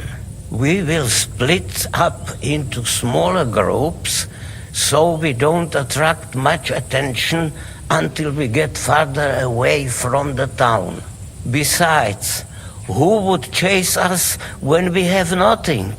We left everything behind in the town. So the agreement with the lords in Rabors no longer stands, eh?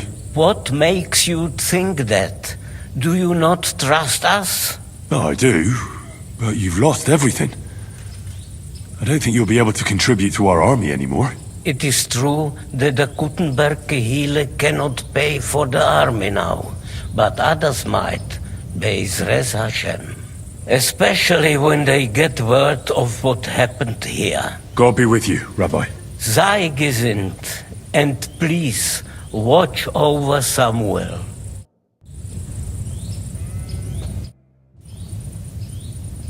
You managed to get the documents.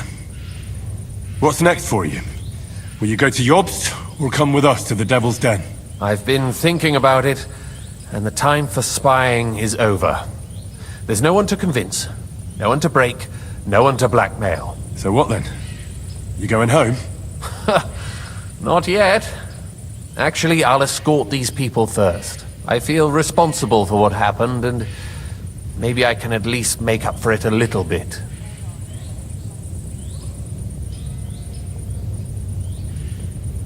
All right. Have it your way. Have a safe journey, Sir John of Liechtenstein. God be with you. And with you, Henry of Skalitz. Take care. We will be on our way soon.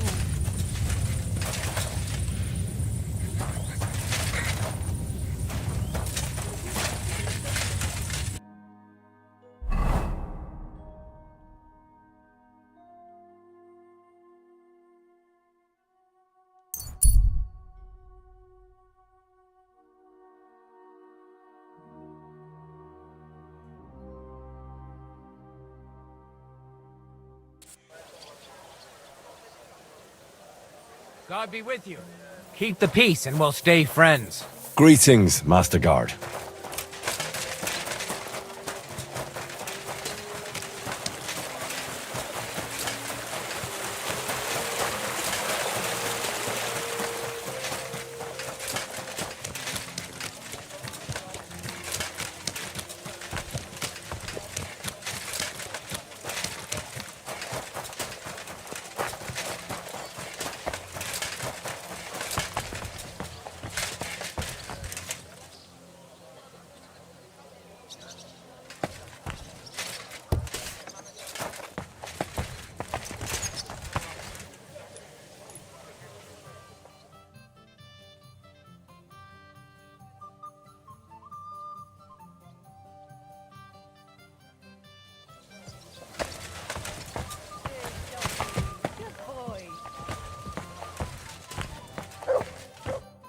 Have a nice day, Henry. I'd like to use your services. And what are you interested in, sir? I need my wounds treated and my clothes washed. And then I'll have a hot bath. Don't worry, friend. I'll happily grant you the rest you deserve.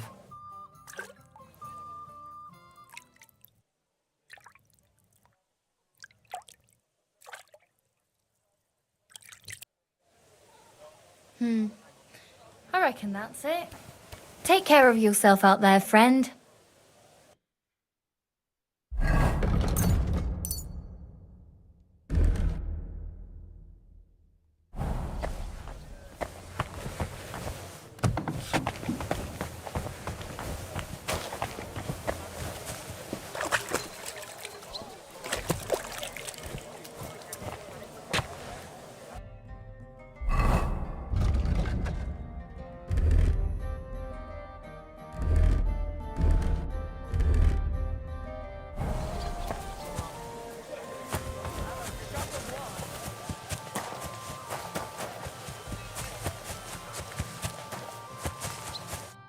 Come, good man. I'll fix up that mane of yours so well you'll be sure to impress Lady Anna herself. I could use a trim, Master Barber.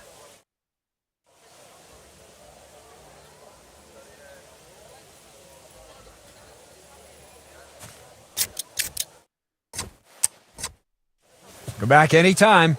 I can do all sorts of styles. Aye, come here. Aye, aye, you silly doggy. Here you go. Take it.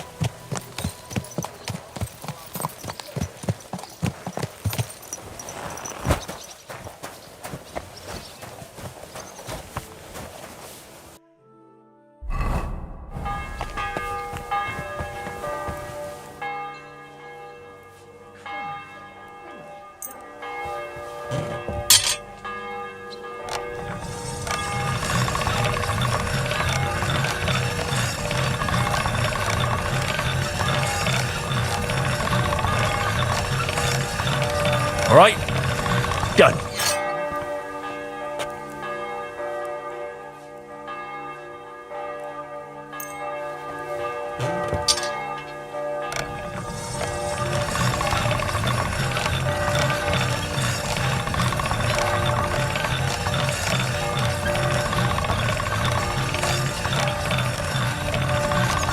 All done.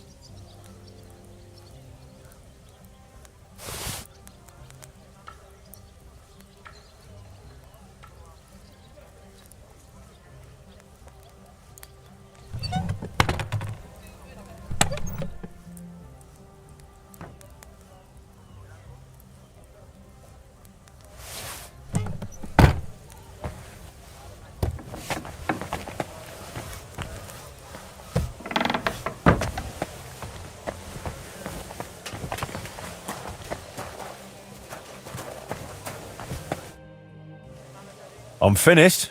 Great. Let's see. Great work, Master. How's trade? I've got the coin for you here. Thank you very much.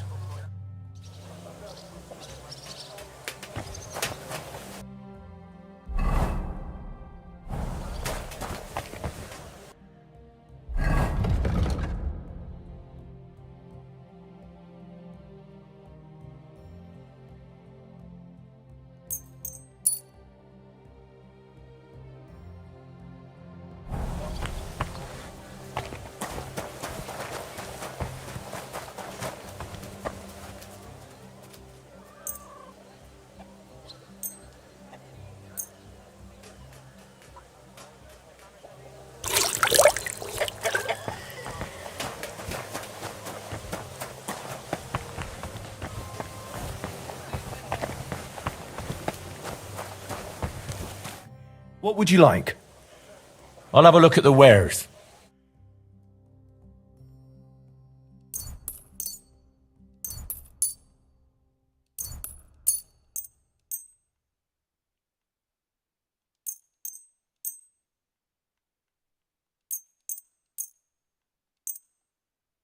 A word about the price. Well, I suppose we can try. Finally, a reasonable sum. Glad you found what you needed, Henry. Take care.